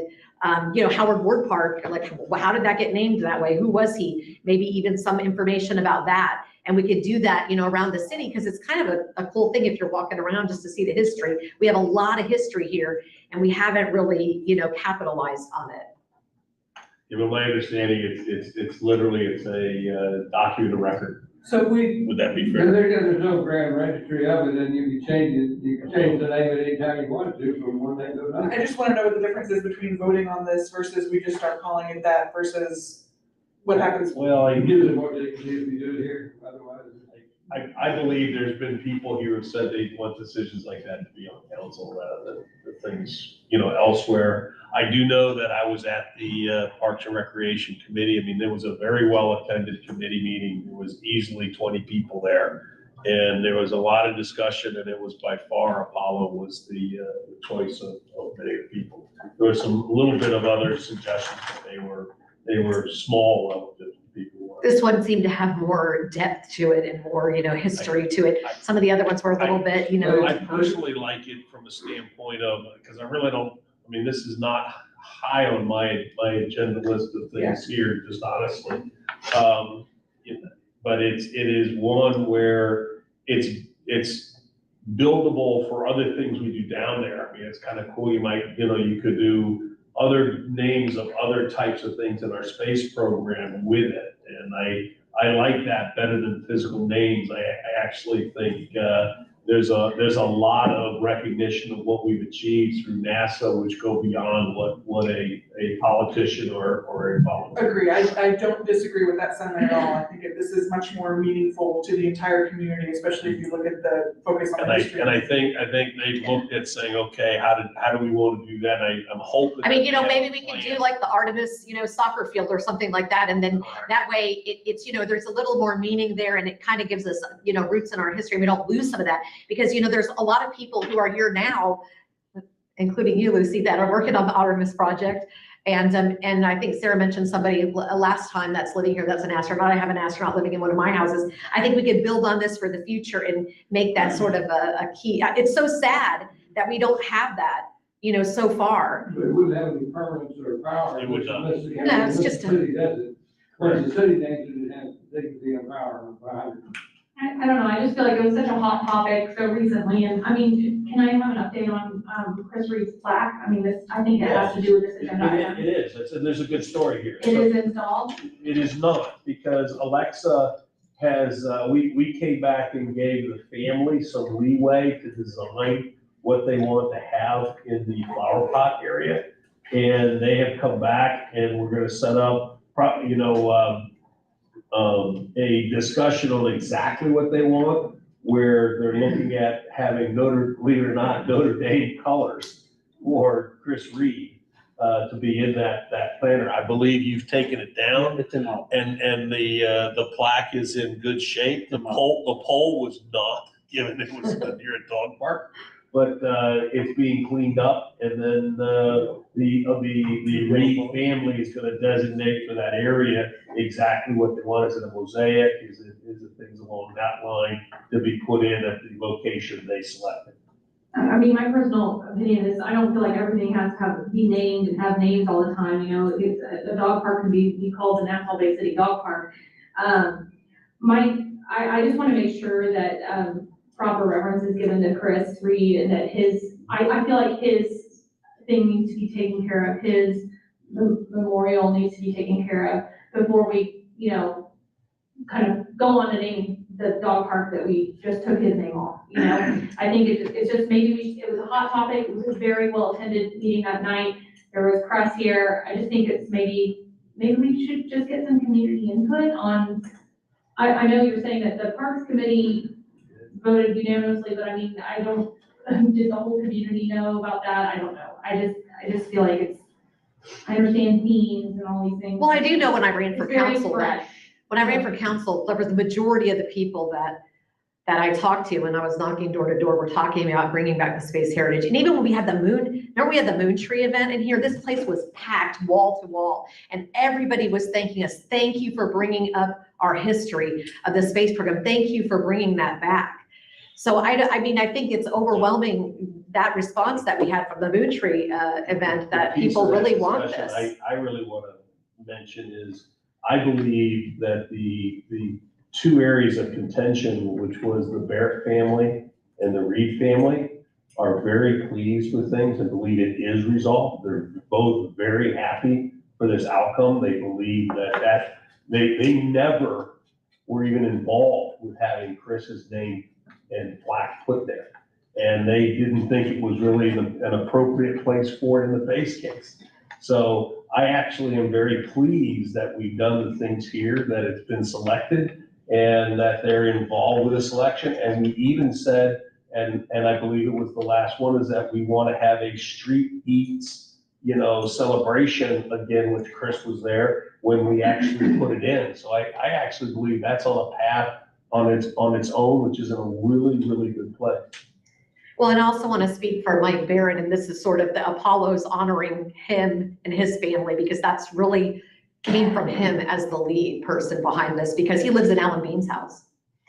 You know, and so he's been here his whole life, and I want to honor both of them. Chris is getting honored. I think this is worthwhile to replace that instead of just, oh, there's no replacement. You know, I think that would be a good way to solve this and make it all nice for everybody. I'm not saying no replacement, I'm just thinking that there should be maybe a little moratorium on naming the dog park right now, and we should really properly have Chris Reed's Memorial complete, before we name it. That's just a matter. But we don't have to put the sign up until after that's done. I'll say it's just one step in the process. It's not like we're going out there tomorrow to put a sign up. Mhm. They're in the process of relocating that plaque. That's good. They're working on the flowers, what they want to put in there. This is just one step in renaming this dog park. So we can start the process of, whatever we have to do to get it built. And I will say, I was at that meeting, the parks meeting, and there was a good number of people. There was a very, very good. And there were a lot of people that had some input in, and overwhelmingly all the. To get what built? Well, you have to build the sign, we have to design it, we have to get it, to the place where they're gonna make it and all that. It's gonna take time. And we have to also do this. I wanna do the plaques because the Moon Tree plaques, they kind of melted. So I wanna do them all the same, so we have a consistency, so they all look consistent and sharp together. And so it will take us time before it will ever go into the ground. And we could get the Chris Reed in there before. There's no question that. It's not a problem. I don't know, I know you said for your constituents, you've heard like, that when you went and walked door to door, they said that they wanted more respect to this program, the space program, but my constituents are telling me, why does everything have to have a name all the time? That's what I'm hearing. I look at this way is this is pretty much what I've heard from people is that they're tired of people names. They're really looking at Yeah. more themes about stuff. That was brought So up in the I think Parks that's Committee consistent too. with maybe what you're Well, at least we hearing. know we won't offend anybody. So, but at the Yeah, end we of the can all day, come behind this. I'm gonna need a motion here. Well, I'd like to consider, if we're talking about space heritage and what we've accomplished with NASA, we've accomplished an awful lot, and a lot internationally. And the two dogs that actually did fly and come home were Belka and Strelka. We have two parks down there, small dog, big dog, little dog, big dog, red dog, green dog. I think people didn't want to do something that was Russian. They wanted to do something that was for our own people. That was the consensus. I actually believe there was somebody who made that recommendation, and I believe in talking to her, she actually withdrew it based off of the military involvement in Ukraine. It just was not the right time for that. People just didn't want to rush in these. This way it was kind of neutral, but then we could use the background for this and, make everybody happy, I think. Off the space program. Sarah, would you be more comfortable with the table and waiting on it till you get more community input? I think more media input would be good, but I mean, you guys, if you have your majority, you can proceed. Do I hear a motion? I've motioned everything on there. I'm gonna leave it to somebody else to motion tonight.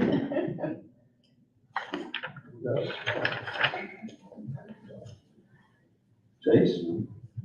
Yes, sir.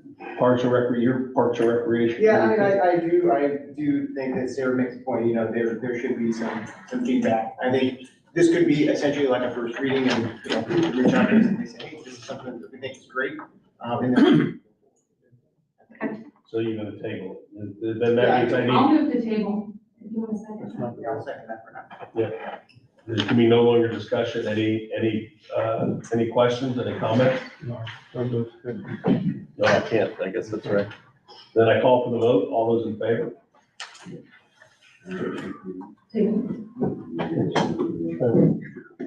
So it's all those against, and not, I probably should do it. It's tabled 6-1. Okay. Do I hear a motion to adjourn? I motioned all night. I'll let somebody else do it. Motion to adjourn, seconded by Lucy. All those in favor? Passes 7-0. Mayor, do you want to call the time? It is 9:18. First quarter's over. I don't know. Oh. Now, let me know when y'all